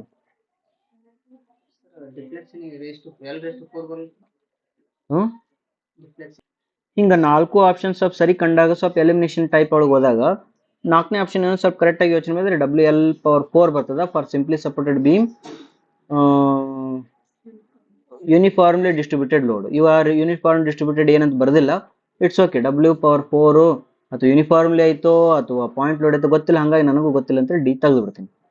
ನೆಕ್ಸ್ಟ್ ಏನಂತಂದ್ರೆ directly proportional to its weight ಅಂತ. ಇದನ್ನಂತೂ ತೆಗೆದೇ ಬಿಡ್ತೀನಿ, ಬಿಕಾಸ್ ವೇಟ್ ಅಂದ್ರೆ ಅದು ಡೆಡ್ ಲೋಡ್ ತೊಗೊಂಡಿರ್ತೀವಿ, ಪಾಯಿಂಟ್ ಲೋಡ್ ಇದ್ರೂ ಇರ್ಬೋದು, ಹೇಳಕ್ಕಾಗಲ್ಲ simply supported beam. Inversely proportional to width correct ಅದ. Inversely proportional to cube of the depth correct ಅದ. ಬಿಕಾಸ್ ರೆಕ್ಟ್ಯಾಂಗ್ಯುಲರ್ ಬೀಮ್ ಇತ್ತು ಅಂದ್ರೆ ಬಿ ಡಿ ಕ್ಯೂಬ್ ಬೈ 12 ಅಂತ ಬರಿತೀನಿ. ಇದು ಕೆಳಗಡೆ ಇರ್ತದ, ಇದು ಬಿಗೂ ಡೈರೆಕ್ಟ್ಲಿ ಐತಿ, ಡಿ ಕ್ಯೂಬ್ಗೂ ಡೈರೆಕ್ಟ್ಲಿ ಐತಿ, ಯೂನಿವರ್ಸ್ಲಿ ಐತಿ. ಹಾಗಾಗಿ 2 ಆಪ್ಷನ್ ಕರೆಕ್ಟ್ ಅಂತ. ಬಟ್ ಭಾಳ ಅಪ್ರಾಪ್ರಿಯೇಟ್ ಅಂತಂದಾಗ ಮತ್ತೆ ಸಿ ಆಪ್ಷನ್ ತಗೋಬೇಕಾಗತ್ತ. ಮತ್ತೆ ಏನಾರ ಕೇಸ್ ಗೀಸ್ ಹಾಕಿ ರಿವೈಸ್ ಮಾಡಿಸಿದ್ರೆ ಎ ಬಿ ಆ್ಯಂಡ್ ಸಿನೂ ಆಗ್ಬೋದು. Next, by which one of the following method is on approximate quick solution possible for frames subjected to transverse loads. ಅದು by cantilever or portal methods ಅದನ್ನ ಮಾಡ್ತೀವಿ. The 2-point problem and 3-point problems are methods of. ಅದು ಎಲ್ಲಿ ಬರ್ತದ? Plane table ಅಲ್ಲಿ ಬರ್ತದ ಪಕ್ಕ. ಅದು resection and orientation. This is ಅದು 2-point problem 3-point problems plane table ಅಲ್ಲಿ ಬರ್ತದ. It's the method of resection and orientation. Then 93, which of the following statement is correct? The free water is amount of water added while mixing and amount of water held on the surface of aggregate prior to mixing ante. ನೋಡೋಣ. Next, the total water is the free water and the amount actually absorbed by the aggregate ಅಂತ correct. ಎರಡು correct ಇರೋದ್ರಿಂದ both A and B we will consider. Maximum tolerance in a 20-meter chain is. 20-meter chain ಒಳಗಡೆ maximum tolerance 5 mm ತನ ಕೊಡಬಹುದು. Next, exposed portion of vertical surface at right angles to the door or window frame are known as. 95C reveals. Okay, next ಯಾವುದು? Beaufort scale is used to determine 96th A answer ಅದ ಇನ್ನು ಸ್ವಲ್ಪ ನೋಡ್ಕೊಡ್ರಿ ನಾನು ಹೊಸದಾಗಿ introduce ಆಗಿದ್ದೀನಿ ಇದಕ್ಕೆ 97th a circular shaft is subjected to a bending moment mb and the twisting moment mt. What is the ratio of maximum shear stress and maximum bending moment? ಇದಕ್ಕೆ answer C. ಹೆಂಗೆ ಸಿಕ್ತಿದು ಇದಕ್ಕೆ M T ಅಂತಂದ್ರೆ 16 T ಏನು ಬರ್ತದ ಹೌದಾ 16 T by pi D cube ಹಂಗೆ ಏನೋ ಬರ್ತದ ಆಮೇಲೆ ಇದಕ್ಕೆ 32 T by pi D cube ಏನೇನೋ ಬರ್ತದ 1/2 ಬರ್ತದ ಆನ್ಸರ್. ಓಕೆನಾ ಸ್ವಲ್ಪ ಚೆಕ್ ಮಾಡ್ಕೊಡ್ರಿ.